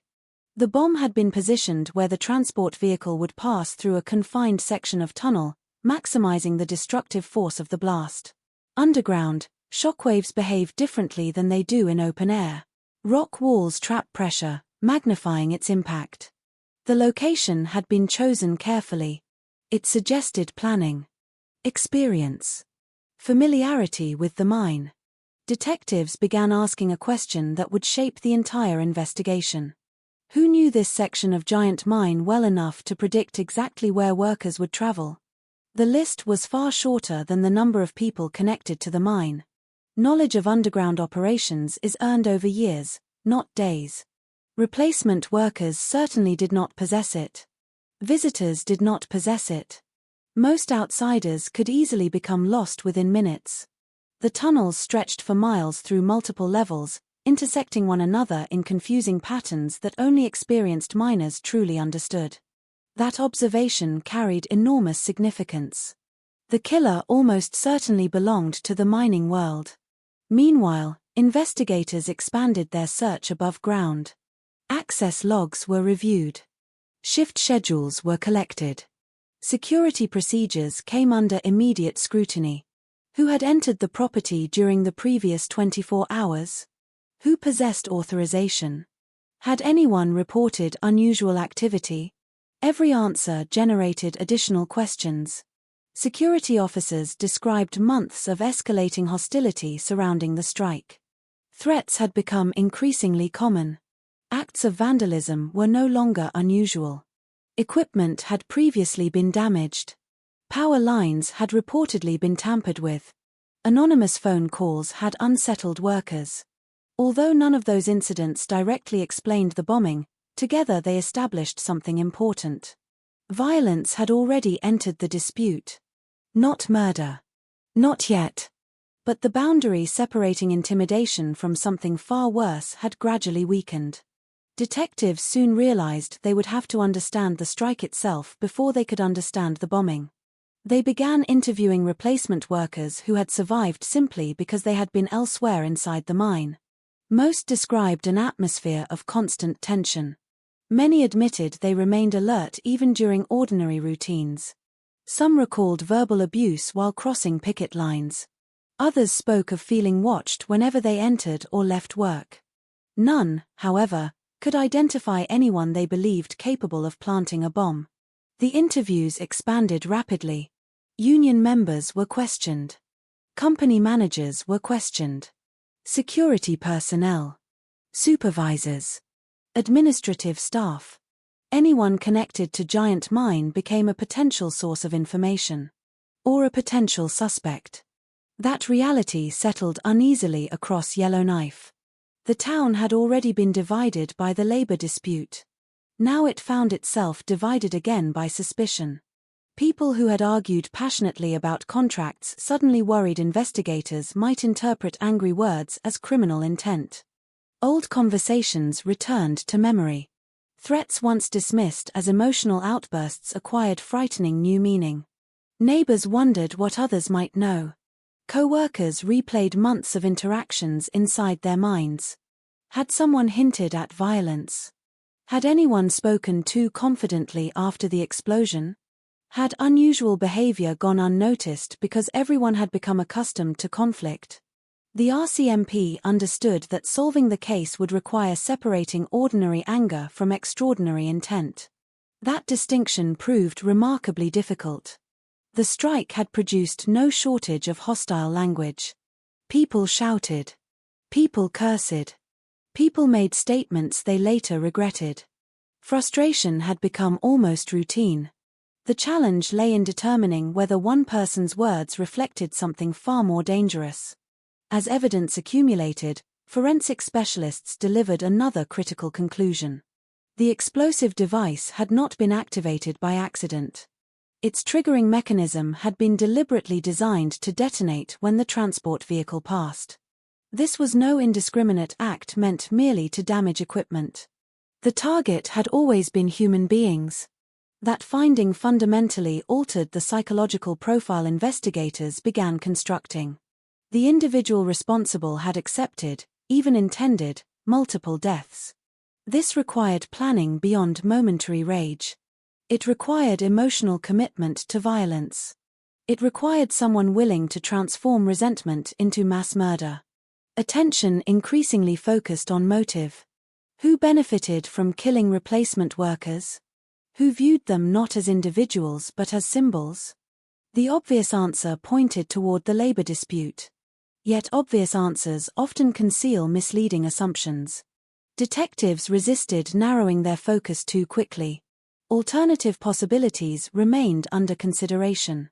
Could personal grudges have played a role? Could corporate sabotage be involved? Might someone have sought to deepen the strike by provoking even greater conflict? Every theory demanded examination. Weeks passed. Evidence accumulated slowly. No dramatic breakthrough arrived. Instead, investigators built their case one small observation at a time. Telephone records. Employment histories. Access permissions. Statements gathered from dozens, then hundreds, of interviews. The volume of information became staggering.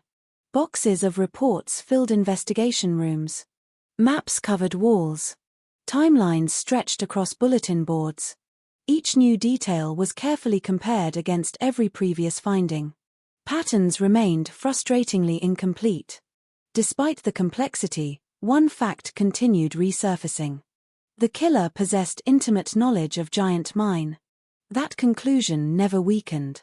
Every forensic finding reinforced it. The placement of the bomb. The choice of location. The understanding of underground transportation routes. The confidence required to enter the mine unnoticed. All pointed toward someone who belonged there. Someone whose presence would not attract attention. Someone who knew exactly how the mine functioned.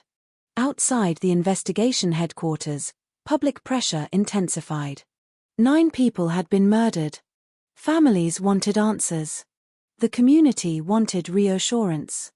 Journalists demanded progress. But homicide investigations do not obey public expectations. Evidence appears when it appears. Witnesses speak when they are ready. Truth rarely emerges according to schedule. Months passed without an arrest. For some observers, the absence of immediate results became deeply unsettling. If someone could carry out such an attack and disappear, what prevented it from happening again? Inside the RCMP, however, detectives understood something essential.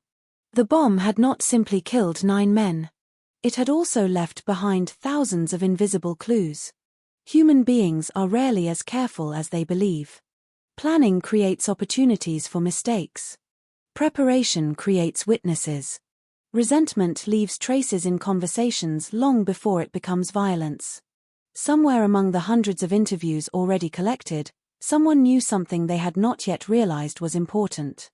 Some remark. Some memory. Some forgotten conversation. The investigation had entered its most difficult stage. The physical evidence had revealed what happened. Now detectives needed to uncover who had done it. And that meant entering a far more complicated landscape than the tunnels beneath Giant Mine. It meant navigating memory, loyalty, fear, and silence. Some witnesses hesitated because they feared retaliation. Others simply did not want to become involved. Many still viewed the labor dispute through deeply personal loyalties that made cooperation emotionally difficult.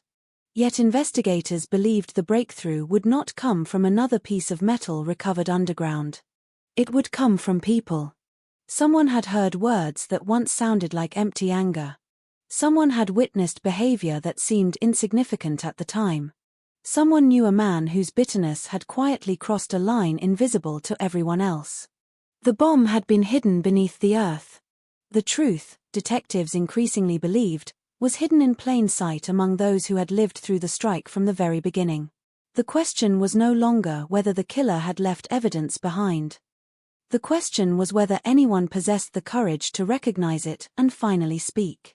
The investigation entered its second month without the clarity that investigators had hoped for.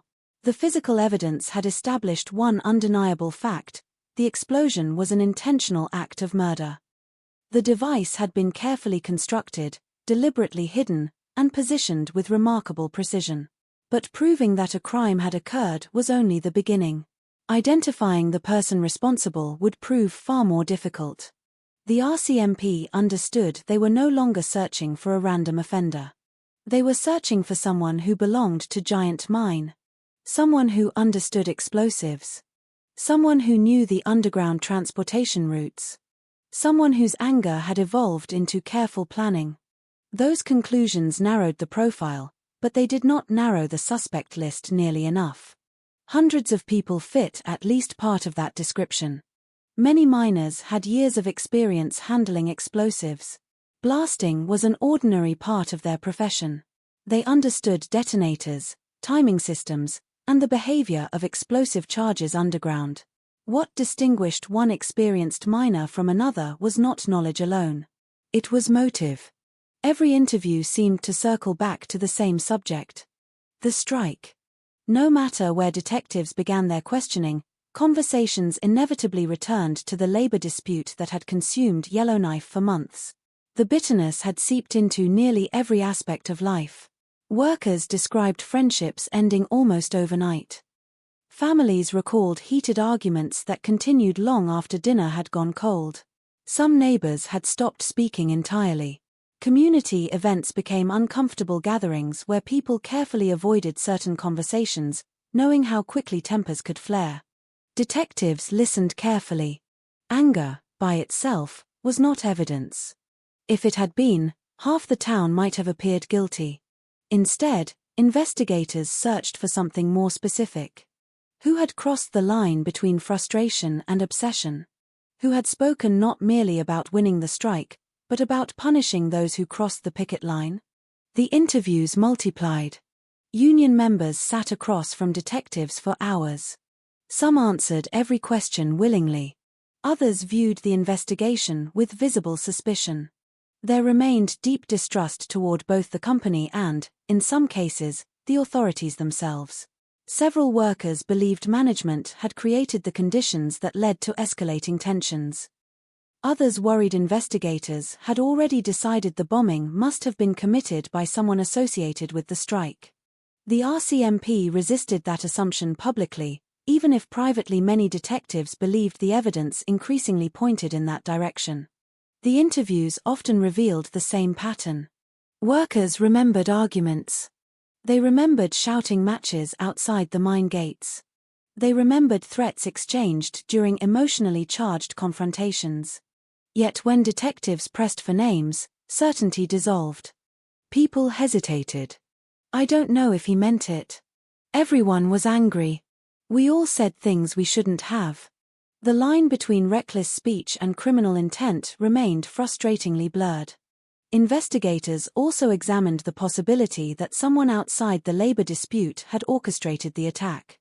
Could a disgruntled former employee unrelated to the strike have been responsible? Could sabotage by an outsider have been intended to inflame tensions further? Could organized crime have played some unknown role? Each theory demanded resources. Each consumed valuable time. One by one, they collapsed beneath scrutiny. The evidence repeatedly returned investigators to the same uncomfortable conclusion. The bombing had likely been carried out by someone deeply embedded in the conflict surrounding Giant Mine. Meanwhile, forensic laboratories continued analyzing every fragment recovered from the explosion. Specialists reconstructed portions of the triggering mechanism. They examined wiring, explosive residue, damaged connectors, and remnants of the device itself. The findings reinforced what detectives already suspected. The bomb had not been assembled by an amateur experimenting recklessly. It reflected competence, patience, experience. Its builder understood how to create a device capable of surviving placement underground while remaining reliable enough to detonate at precisely the intended moment. That level of confidence suggested years of practical experience rather than theoretical knowledge. Again, the circle tightened around experienced miners. Still, no arrest came. Outside police headquarters, frustration steadily grew. The families of the 9 victims struggled through weeks that felt suspended between grief and uncertainty. Funerals had been held. Loved ones had been buried. Yet the person responsible remained free. Journalists asked increasingly direct questions. Was the investigation stalled? Did police have any suspects? Was the bombing becoming another unsolved Canadian mystery? The RCMP revealed little. Behind closed doors, detectives refused to rush toward conclusions unsupported by evidence. A failed prosecution would not deliver justice. It would only allow the real killer to disappear permanently. As autumn gave way to winter, Yellowknife settled once again beneath heavy snow. The frozen landscape seemed almost indifferent to the violence that had shattered the community only weeks earlier. The mine still dominated the horizon. Security remained heightened. Replacement workers continued arriving under close protection. The strike itself persisted, though now overshadowed by murder. Ordinary life attempted to resume. Schools reopened after weekends. Children played hockey. Businesses unlocked their doors each morning. Yet beneath those routines lingered a quiet awareness that someone capable of extraordinary violence was still living somewhere within the community. People became more cautious. Conversations grew more guarded. Some wondered whether investigators might eventually knock on their own door. Others feared becoming known as someone who had spoken with police. Silence spread in unexpected ways. Not because everyone supported the killer. Because many feared the consequences of choosing sides. Detectives recognized another obstacle taking shape. Memory changes over time. The longer witnesses waited to speak, the more uncertain recollections became. Small details disappeared. Exact wording faded. Dates blurred together. The investigation depended upon human memory, one of the least reliable forms of evidence unless carefully documented. So investigators began revisiting people they had already interviewed. A second conversation often revealed details overlooked during the first. Sometimes witnesses remembered another argument. Sometimes they recalled hearing a rumor previously dismissed as insignificant. Occasionally they contradicted earlier statements, forcing detectives to determine whether memory had shifted naturally or whether someone was deliberately concealing information. Patterns slowly began emerging. Certain names surfaced repeatedly. Not because anyone directly accused those individuals of murder. Rather, because they appeared consistently in stories describing the most heated confrontations during the strike. Among those names was Roger Warren. At first, his appearance attracted little special attention. He was a longtime miner. An experienced union member. Like many others, he had expressed anger over replacement workers. Nothing about that distinguished him from dozens of striking employees. But investigators noticed something else. People remembered his anger differently. Several witnesses described it as unusually intense. Not simply frustration over negotiations. Not merely resentment toward management. His hostility reportedly centered on the replacement workers themselves. The men crossing the picket line. The men continuing production while others remained locked in a bitter dispute. Detectives remained cautious. Angry opinions, however disturbing, still did not prove murder. Yet Warren's name refused to disappear. As additional interviews accumulated, more people independently described similar conversations. Some remembered him speaking about making replacement workers pay. Others recalled remarks that had seemed like emotional exaggeration at the time but sounded profoundly different after the bombing. Context changes memory. Words dismissed before tragedy often acquire chilling significance afterward. Investigators understood that danger. People naturally reinterpret past events once they know the outcome. A careless statement may later sound like a confession even when it was nothing more than reckless anger. The challenge lay in separating hindsight from genuine evidence. Every reported conversation required verification. Who heard it? When? Were others present? Had anyone documented it before the bombing? The process consumed months. Some witnesses remained uncertain. Others proved remarkably consistent despite being interviewed repeatedly. Gradually, a portrait began taking shape. Not yet of a murderer, but of a man whose resentment may have extended further than most. Even then, detectives hesitated. They needed more. Far more. A successful homicide prosecution required physical evidence, corroborated testimony, and a coherent timeline. Suspicion alone would never survive a courtroom. The investigation therefore widened again. Detectives examined Warren's work history, his familiarity with underground operations, his experience handling explosives, his movements before the bombing, his relationships with other minors. Every aspect of his life came under increasing scrutiny. Yet even as investigators devoted greater attention to him, uncertainty persisted. No eyewitness had seen anyone planting the bomb. No surveillance camera existed deep inside the tunnels. No fingerprint rested neatly upon a recovered component waiting to identify its owner. The mine itself concealed as much as it revealed. Months turned into nearly a year. The case became one of patience rather than dramatic revelation. Some investigators privately wondered whether the decisive breakthrough would ever arrive. Then something subtle began to change. The passage of time affected witnesses as much as detectives. The immediate fear that followed the bombing slowly weakened. Relationships shifted. Loyalties evolved. People who had once refused to speak started reconsidering. Conscience has a curious way of growing louder in silence. A conversation remembered in the middle of the night. An expression on someone's face after hearing the news.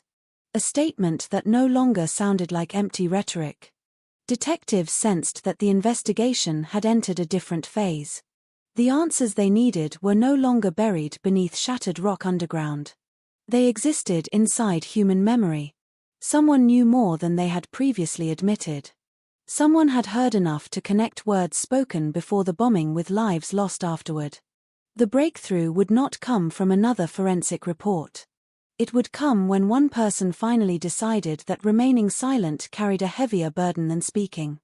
And when that moment arrived, the investigation that had spent more than a year searching through tunnels would suddenly find its path leading toward a single man whose anger had long since ceased to be ordinary resentment. His name had appeared quietly throughout the case from the beginning. Soon, detectives would begin discovering just how much weight that name truly carried. The breakthrough did not arrive with a dramatic confession or a single piece of undeniable forensic evidence.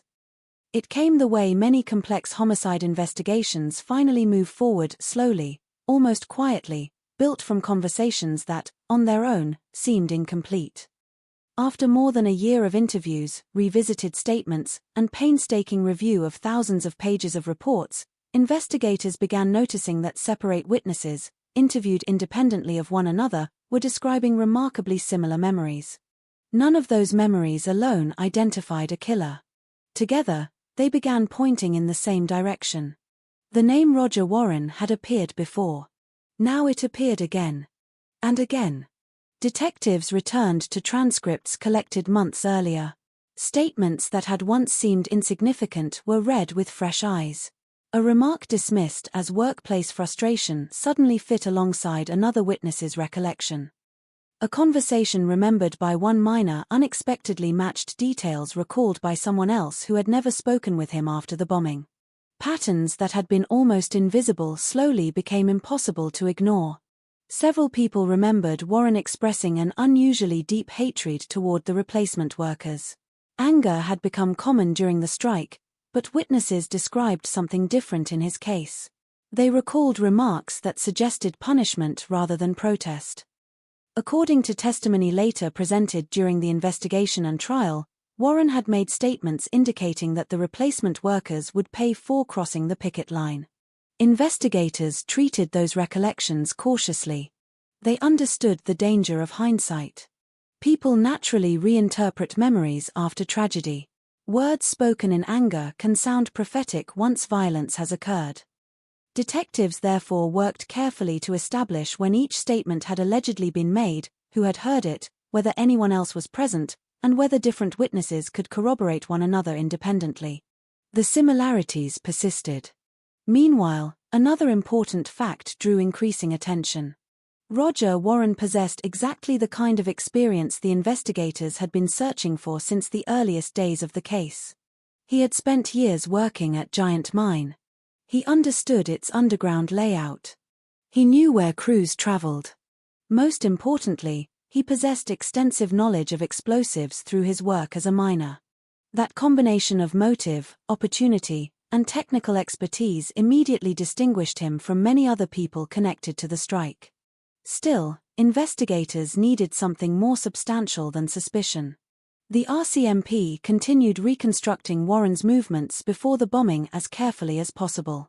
Detectives examined work records, interviewed former co-workers, and compared timelines against everything they had learned during the previous year. The picture that emerged was troubling. Nothing suggested a spontaneous act committed in the heat of emotion. Everything pointed toward preparation. The bomb itself reflected planning. It had been assembled carefully and positioned in a location that required familiarity with underground operations. The timing depended upon knowing where the transport vehicle would travel. The individual responsible had entered the mine, hidden the device, and left without attracting immediate attention. That required confidence. Confidence usually comes from experience. As the investigation tightened around Warren, detectives continued speaking with people who had known him throughout the strike. Some described him as deeply frustrated by the dispute. Others remembered his growing resentment toward those who had accepted work during the strike. Several witnesses told investigators that, after the bombing, Warren's behavior or earlier comments had seemed increasingly unsettling when viewed in light of what had happened. Detectives understood they were approaching a critical moment. The investigation had consumed enormous resources. More than a year had passed since 9 men were killed. Public expectations remained high. Families continued waiting for justice. An arrest made too soon risked failure. An arrest delayed too long risked losing witnesses and evidence. Every decision now carried extraordinary weight. By late 1993, investigators believed they had assembled enough evidence to move forward. Roger Warren was arrested and charged with 9 counts of second-degree murder, along with explosives-related offenses connected to the bombing. The arrest sent shockwaves through Yellowknife. For many residents, the name came as little surprise. Rumors had circulated for months. Others reacted with disbelief. Roger Warren was not an outsider. He had been part of the mining community. He had worked underground alongside many of the very people now trying to understand how such violence had become possible. His arrest transformed conversations throughout the town. Some believed investigators had finally found the man responsible. Others questioned whether the evidence would withstand the scrutiny of a courtroom. Labor disputes often produce rumors. They produce accusations. They produce enemies. The RCMP now faced the challenge of demonstrating that this case rested not on emotion or public pressure, but on evidence. As prosecutors began preparing for trial, they carefully organized the case around several key themes. First, Warren possessed the knowledge necessary to construct and place the bomb. Second, he had repeatedly expressed hostility toward the replacement workers. Third, witness testimony suggested that his statements before the bombing reflected more than ordinary frustration. No single piece of evidence stood alone.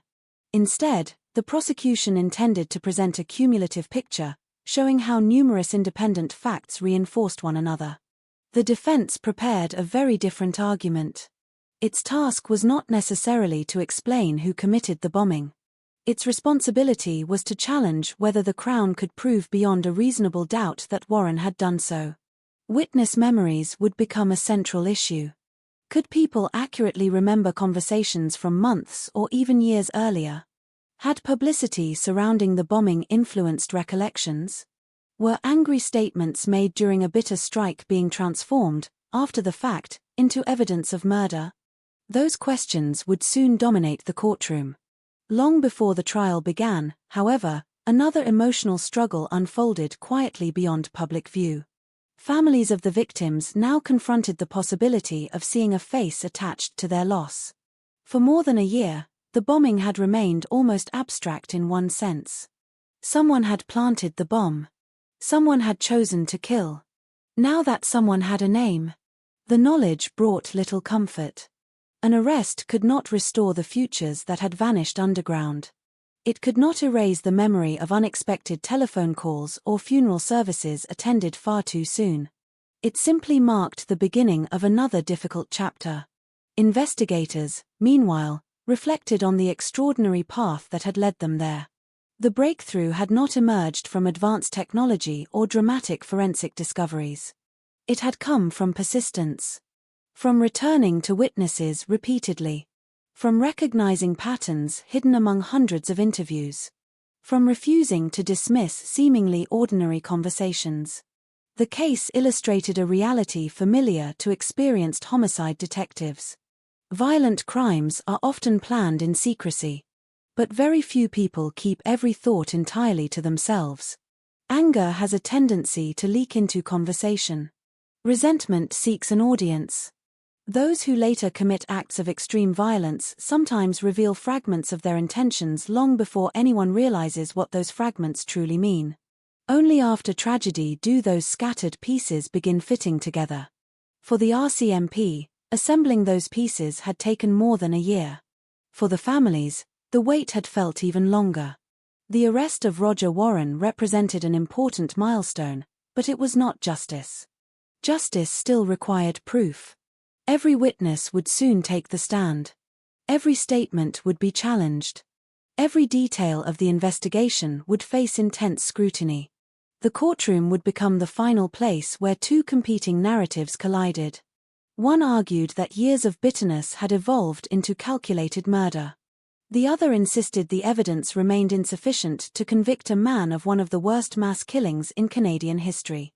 The outcome would determine not only Roger Warren's future, but whether the families of 9 murdered workers would finally receive the legal answer they had waited years to hear. The mine had surrendered its secrets. Now the courtroom would decide whether those secrets were enough to establish guilt beyond a reasonable doubt. The courtroom in Yellowknife was never large enough to contain what it was asked to hold. Inside its walls, the weight of a year of investigation, 9 lost lives, and an entire community fractured by suspicion now converged into a single point of judgment. Outside, winter pressed against the town with its usual silence, but inside, every seat carried tension that had been building since the morning the explosion tore through Giant Mine. This was no longer the mine. It was no longer the underground tunnels where dust and darkness swallowed sound. It had become a place where words were measured more carefully than explosives, because here, language could decide the meaning of everything that had happened beneath the earth. Roger Warren sat in the dock as proceedings began, facing 9 counts of second-degree murder and additional charges related to the use of explosives. For those watching, his presence was unsettling in its ordinariness. There were no visible signs of the violence that had defined the case for the past year. No outward trace of the force that had destroyed a transport vehicle and ended 9 lives in an instant. Only a man, quiet and contained, listening as the Crown prepared to reconstruct a tragedy step by step. The prosecution did not begin with emotion. It began with structure. They laid out the mine. They described the strike. They explained the growing hostility between replacement workers and striking miners. They walked the jury through the environment in which the bombing had occurred, emphasizing that this was not a random act of violence in an isolated place, but one embedded in a workplace already shaped by anger and division. Then they shifted toward the core of their case. Roger Warren's knowledge of Giant Mine. His experience underground. His familiarity with explosives. Each point was presented not as speculation, but as a foundation upon which the rest of the evidence would rest. Witnesses followed. Some were fellow miners. Others were supervisors, investigators, and individuals who had interacted with Warren during the strike. They described conversations that, when first spoken, may have seemed like nothing more than frustration in a volatile workplace. But in the courtroom, months later, those same words carried a different weight. Witnesses recalled statements attributed to Warren expressing intense anger toward replacement workers. Some described comments suggesting those workers would pay for crossing picket lines. Others spoke cautiously, aware that memory is fragile, especially when shaped by events as traumatic as the bombing. The defense immediately challenged this. Cross-examination focused not on whether anger had existed in the workplace, because no one disputed that, but on whether those memories were reliable indicators of intent. Lawyers pressed witnesses on timing, on context, on certainty. Was the statement remembered clearly, or reconstructed after the fact? Had conversations been influenced by media coverage following the bombing? Did witnesses recall exact words, or impressions shaped by hindsight? The courtroom became a place where certainty itself was put on trial. For every prosecution witness, the defense raised the same underlying concern: anger is common, but murder requires something far more specific. The Crown responded by emphasizing pattern. Not isolated remarks, but repeated accounts. Not one conversation, but several independent recollections pointing toward the same individual. The prosecution argued that while memory can fade, consistency across multiple witnesses strengthens credibility. They suggested it was unlikely that separate individuals, interviewed independently, would invent similar statements about Warren without some underlying truth. But words alone could not convict. So the Crown turned to the physical reality of the crime. Expert witnesses described the explosion in technical detail. They explained why the blast could not be consistent with a routine mining accident. They outlined the positioning of the device, the timing mechanism, and the location chosen for maximum effect against the transport vehicle carrying replacement workers. Photographs were introduced. Diagrams displayed. Fragments of the device were described in clinical terms that contrasted sharply with the human loss they represented. The courtroom listened as experts explained how the explosion had been triggered in a way that suggested deliberate targeting rather than random failure. The defense did not dispute that the explosion was intentional. Instead, they focused on what the Crown could not definitively prove. There was no eyewitness testimony placing Warren at the exact moment of placement. There was no direct video evidence from the underground tunnels. There was no confession. In a case of circumstantial evidence, the defense argued, inference could never replace certainty. They emphasized the danger of allowing community anger to shape interpretation. This had been a deeply divided strike. Many people had strong opinions. Many had made statements they now regretted. To convict a man of 9 murders required more than belief that he was capable of anger. It required proof beyond reasonable doubt. As testimony continued, the emotional weight in the courtroom became increasingly difficult to separate from the legal arguments being made. Families of the victims sat in silence as details of the explosion were recounted again. For them, the technical descriptions were not abstract. They were reminders of the moment their loved ones had been taken underground and never returned. For the jury, however, the task was different. They had to hold emotion at a distance. They had to evaluate evidence not through grief, but through legal standard. Over weeks, the trial unfolded in a steady rhythm. Witness after witness. Argument after argument. Evidence carefully introduced and carefully challenged. Outside the courtroom, Yellowknife continued its quiet recovery from shock. The mine remained closed to the public in affected areas.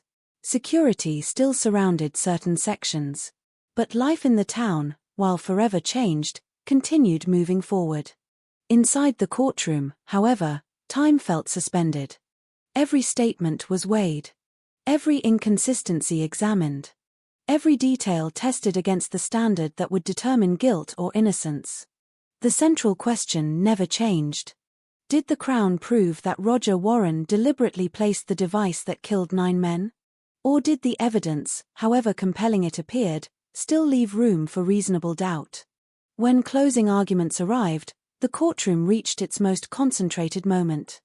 The Crown spoke of responsibility, of planning, of knowledge turned into action.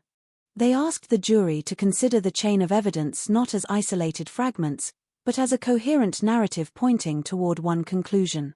The defense countered with restraint. They reminded the jury of the burden of proof. They emphasized the absence of direct evidence. They warned against allowing tragedy to replace certainty. Then the case was placed in the hands of the jury. There were no further witnesses. No additional arguments. Only deliberation. The waiting that followed was unlike anything that had come before it in the investigation. For families, it was another form of uncertainty layered on top of years already defined by it. For investigators, it was the conclusion of a process that had begun underground on the morning of the explosion.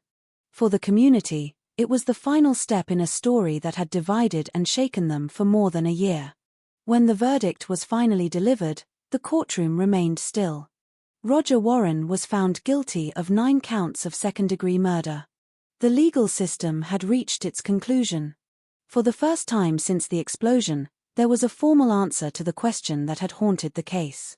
Responsibility had been assigned. A man had been held accountable. Yet even as the verdict was read, the reality of what had happened at Giant Mine remained unchanged. 9 lives had been lost in an instant beneath the frozen ground. No verdict could restore them. No sentence could reverse the explosion. What the courtroom had provided was not closure in the emotional sense, but a conclusion in the legal one. Warren was sentenced to life imprisonment, with parole eligibility restricted for a significant period of time. The trial ended. The case file closed. But for those who had been touched by the bombing, the story did not simply end there. Because beneath the surface of the legal outcome remained a more complicated question, one that the courtroom could not fully answer. How did a workplace dispute in a remote mining town escalate into one of the deadliest acts of violence in Canadian labor history? And what did it say about anger, division, and the fragile boundaries that hold communities together when pressure becomes too great? The verdict brought certainty. But understanding what led to that moment would take far longer than the trial itself. The verdict marked the end of the trial, but it did not mark the end of the story. In Yellowknife, there was no single moment when life returned to what it had been before September 18, 1992. There was no clear boundary between the world before the explosion and the world after it. Instead, there was a slow, uneven passage of time in which people learned to live with what could not be changed. The mine eventually reopened in limited form. Work continued elsewhere in town. Children grew up, new workers arrived, and older residents tried to rebuild routines that had been fractured in ways not immediately visible to outsiders. But beneath those routines, something remained altered. The Giant Mine bombing had not only taken 9 lives underground. It had reshaped how an entire community understood itself. Before the explosion, Giant Mine had been a source of identity, income, and pride. It had been the reason the town existed in the first place, the engine around which daily life revolved. After the bombing, it became something more complicated. It was still a workplace, still an industrial site, still a symbol of northern resource extraction. But it was also a reminder of how quickly ordinary conflict could collapse into irreversible violence when resentment is allowed to grow unchecked. For the families of the victims, time moved differently. Legal proceedings had concluded. A conviction had been secured. A man had been sentenced. Yet none of that replaced what had been lost. There were birthdays that never arrived, voices that never returned, futures that remained permanently unfinished. Grief did not follow the timeline of court decisions. It followed its own unpredictable rhythm, sometimes quiet, sometimes overwhelming, often triggered by the most ordinary moments. A passing mention of the mine. A news report. A memory of a phone call that had once seemed routine. Justice, in its legal form, had provided an answer. But emotionally, there was no equivalent resolution that could balance the absence left behind. The case of the Giant Mine bombing also left a deeper question that extended beyond one man, one strike, or one workplace. It forced reflection on how conflict transforms when it is left unresolved long enough to change its shape. The strike itself had begun as a labor dispute over wages, conditions, and employment terms. These were issues found in many industries and many countries. But over time, the situation in Yellowknife had hardened. Language shifted. Opposing sides stopped seeing one another as fellow workers engaged in disagreement and began viewing each other through more rigid categories: us and them, loyal and disloyal, legitimate and illegitimate. That shift did not happen overnight. It developed through repeated confrontations, escalating rhetoric, and a steady accumulation of anger that had nowhere to go except deeper into the conflict itself. Most people involved in the dispute never engaged in violence. Many remained committed to their beliefs without crossing any moral or legal lines. But the environment itself became increasingly unstable, shaped by tension that gradually normalized hostility. The bombing represented the moment where that accumulated pressure found its most extreme expression. Not because violence was inevitable, but because conditions had allowed resentment to grow without sufficient containment. Roger Warren's actions were ultimately his own responsibility, and the court made that determination clear. The legal system identified him as the individual accountable for placing the device that killed 9 men. That judgment stood. But the broader story of Giant Mine extended beyond a single person. It included a workplace where trust had deteriorated, a community where divisions deepened over time, a system of labor conflict that, under extreme pressure, lost its ability to contain escalation. In the years after the trial, the mine itself eventually closed. The physical site remained, but its role changed. Giant Mine became associated not only with gold production, but with environmental legacy issues and long-term contamination management.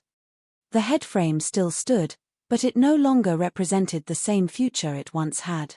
It had become a monument to both industrial ambition and its consequences. For those who had lived through the events of 1992, the presence of the mine was complicated. It was impossible to separate memory from geography. The tunnels where the explosion occurred remained beneath the surface, sealed and inaccessible, but not forgotten. The land itself carried history that could not be erased by time or distance. Over the years, documentaries, books, and investigative programs revisited the case. Each attempt to retell it approached the same central tension from different angles: how ordinary people, in an ordinary workplace dispute, ended up inside an extraordinary act of mass violence. There were no simple answers. There rarely are in cases where human behavior evolves over long periods of stress, frustration, and division. Some focused on labor relations, examining how negotiation failures and escalating mistrust contributed to an environment where hostility became normalized. Others focused on security failures and how an explosive device could be introduced into an active industrial site. Others still focused on the psychological dimensions of anger, resentment, and isolation within a tightly connected workplace under extreme pressure. But all perspectives eventually returned to the same fixed point. 9 men boarded a transport vehicle that morning believing they were beginning another shift. They never returned. That fact remained unchanged regardless of interpretation, context, or analysis. In the end, the Giant Mine bombing stands not only as a criminal case in Canadian history, but as a reminder of how fragile the boundaries are between conflict and catastrophe. It demonstrates how workplaces are not isolated from emotion, and how economic disputes, when combined with prolonged tension and breakdowns in communication, can shape environments where anger intensifies rather than resolves. It also demonstrates something more fundamental: that violence of this scale does not emerge in isolation from human systems. It grows within them. Slowly. Quietly. Until one day, it no longer remains abstract. It becomes real. The case concluded in court, with a verdict, a sentence, and a closed file. But its impact continues to exist in memory, in policy discussions, and in the ongoing reflection on how such events might be prevented in the future. For the families, the community, and everyone connected to Giant Mine, the story is no longer about what happened on that single morning alone. It is about everything that led to it. And everything that must be understood so that it does not happen again. The mine is quiet now. But the questions it left behind are not. There is a kind of silence that does not come from absence of sound, but from the weight of memory. At Giant Mine, that silence still exists. Not in the way it once did underground, where tunnels swallowed voices and machinery dictated every echo, but in a slower, heavier form that settled over the place after everything had ended. Even as time moved forward, the land did not fully release what happened there. It simply held it differently. The explosion on September 18, 1992, lasted only a fraction of a second. A single instant of catastrophic force deep beneath the frozen ground of Yellowknife. But the consequences of that instant expanded outward in every direction, into families, into courtrooms, into the structure of a community that had already been strained long before the device was ever placed underground. Years later, when people speak about the case, they often begin with the same image, a transport vehicle moving through a tunnel, unaware of what had been hidden in its path. That moment has become the symbolic center of the story. But what makes Giant Mine endure in public memory is not only what happened in that instant. It is everything surrounding it, the conditions that allowed anger to accumulate, the breakdown of trust, and the gradual erosion of boundaries that normally keep conflict contained within words rather than actions. It is tempting, when looking back, to search for a single point where everything went wrong. A single decision. A single moment. A single person. The legal system provided one answer to that search. Roger Warren was found guilty. The court established responsibility.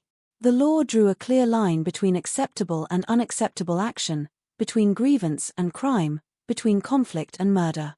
That clarity matters. Without it, there would be no accountability at all. But clarity in law does not always translate into clarity in understanding. Because even after the conviction, questions remain that cannot be resolved by a verdict alone. How does a workplace dispute become something so destructive? What transforms ordinary frustration into fixation? At what point does a community stop seeing colleagues as individuals and begin seeing them as symbols of opposition? These questions do not have precise answers. They do not end with a sentence or an appeal.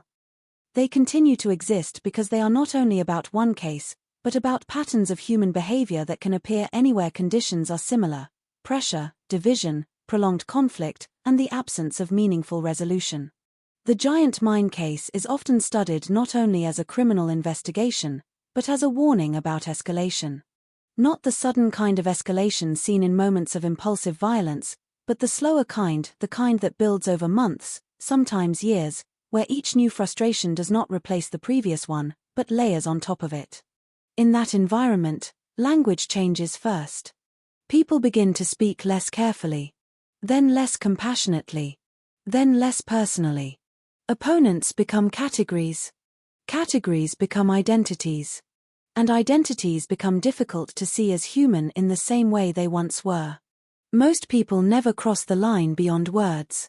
But the environment itself changes. It becomes easier for extreme thoughts to exist without immediate challenge. Easier for resentment to feel justified. Easier for isolation to grow inside a group that once shared common purpose. At Giant Mine, that environment existed within the physical reality of a workplace that was already dangerous by nature. Underground mining demands discipline, cooperation, and trust. Yet the surface conflict surrounding the strike slowly began to infiltrate the culture of the mine itself. Even as operations continued, the emotional distance between groups widened. When the explosion occurred, it did not create that division. It revealed how deep it had already become. In the aftermath, investigators, journalists, and community members all attempted to reconstruct meaning from the devastation. The RCMP built a case through interviews and forensic analysis. The courts translated that evidence into legal judgment.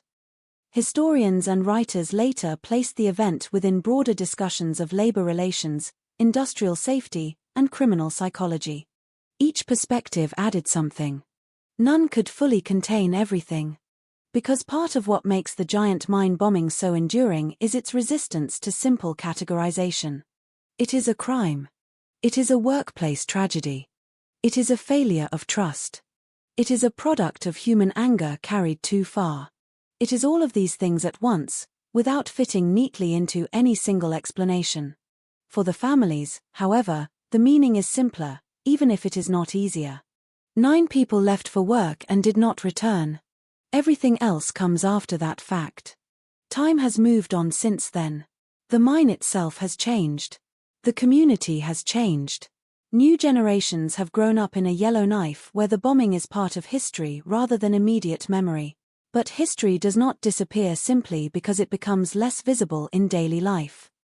It remains embedded in place, in stories passed down, and in the caution that lingers whenever people speak about what happened there. Giant Mine now exists as both a physical site and a symbolic one. A place where industrial ambition once promised prosperity. And where unresolved conflict revealed how quickly that promise could fracture under pressure. The tunnels remain below ground, sealed and silent. The headframe still stands above it, a structure that outlived the era that built it. And somewhere between those two spaces above and below, the memory of what happened continues to exist, not as a living event, but as a reminder of what human systems can produce when tension is allowed to grow without resolution. The final lesson of the Giant Mine murders is not found in the identity of the perpetrator alone. It is found in the conditions that allowed the act to become possible. In the warning that conflict, when left to harden over time, can change form in ways that are difficult to predict and impossible to reverse.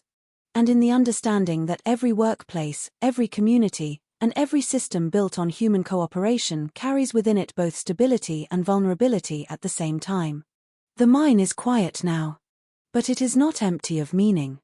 And the story it leaves behind is not only about what was lost underground. It is about what must be remembered above it. After the courtroom doors closed and the final appeals faded into legal history, the case of the Giant Mine bombing did not truly disappear. It simply changed form. It stopped being an active investigation and became something more permanent, an echo embedded in law enforcement training, labor discussions, and the private memories of those who were closest to it. For Roger Warren, the legal system's answer was final. A life sentence, with no possibility of early resolution that could meaningfully erase the weight of 9 murders. In practical terms, his life narrowed to the controlled environment of Canada's correctional system. Over the years, his name would occasionally resurface in reports or summaries of infamous Canadian criminal cases, but the public attention that once surrounded the trial gradually dissolved into archival reference. What remained was the judgment itself, fixed in time, unchanged. For the families of the victims, however, there was no equivalent closure point. A verdict can end a trial. It cannot end absence. In the years following the conviction, grief did not follow a straight line. For some families, the hardest period came not immediately after the bombing, but after the legal process ended and external attention faded. During the investigation and trial, there had been structure, updates, court dates, the sense that something was actively being done. Once that structure disappeared, what remained was a quieter, more personal struggle with permanence. Birthdays continued to arrive without the people who should have been there. Voices that once existed only survived in recordings, photographs, and memory. Families learned to live with a timeline that had suddenly split into before and after September 18, 1992. One of the most difficult aspects of the aftermath was the way ordinary places became permanently altered in meaning. For many in Yellowknife, the mine was not just an industrial site. It was part of daily geography. Roads that once led to work now carried different emotional weight. Conversations that casually mentioned Giant Mine carried an unspoken awareness of what had occurred there. Over time, the physical mine itself underwent its own transformation. Giant Mine eventually ceased operations and became part of one of the most complex environmental remediation projects in Canadian history. The underground workings, once filled with miners and machinery, were left behind as a sealed industrial legacy site. One of the most significant challenges was the long-term containment of arsenic trioxide dust left from decades of gold processing. This created an environmental responsibility that extended far beyond the mining era, requiring careful engineering to ensure the site would remain stable for generations. In a sense, the mine never truly ended. It simply changed purpose from production to containment. But for the community, the most lasting transformation was psychological rather than industrial. The giant mine bombing altered how workplace conflict was perceived in northern mining communities across Canada. It became a reference point in discussions about labor relations, escalation, and the importance of preventing hostility from becoming normalized. The case is often cited not because it is common, but because it represents an extreme outcome of conditions that, in smaller forms, can exist in many workplaces under prolonged stress.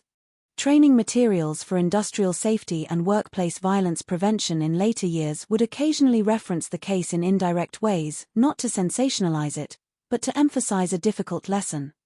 Environments shaped by prolonged conflict require active de-escalation mechanisms before resentment becomes entrenched.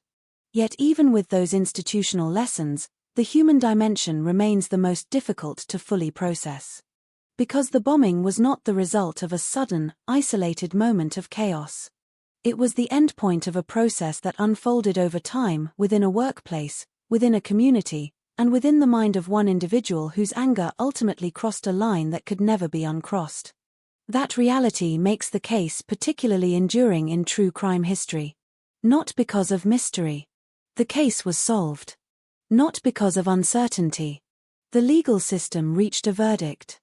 But because of recognition. Recognition that violence of this scale does not appear out of nowhere.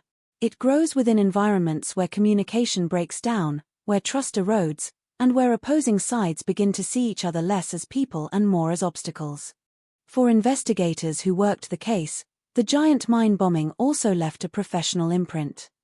It became an example studied in hindsight for how complex industrial environments can complicate crime scene analysis, how labor disputes can create layers of motive that must be carefully separated from evidence, and how long-term investigations require patience in the face of public pressure.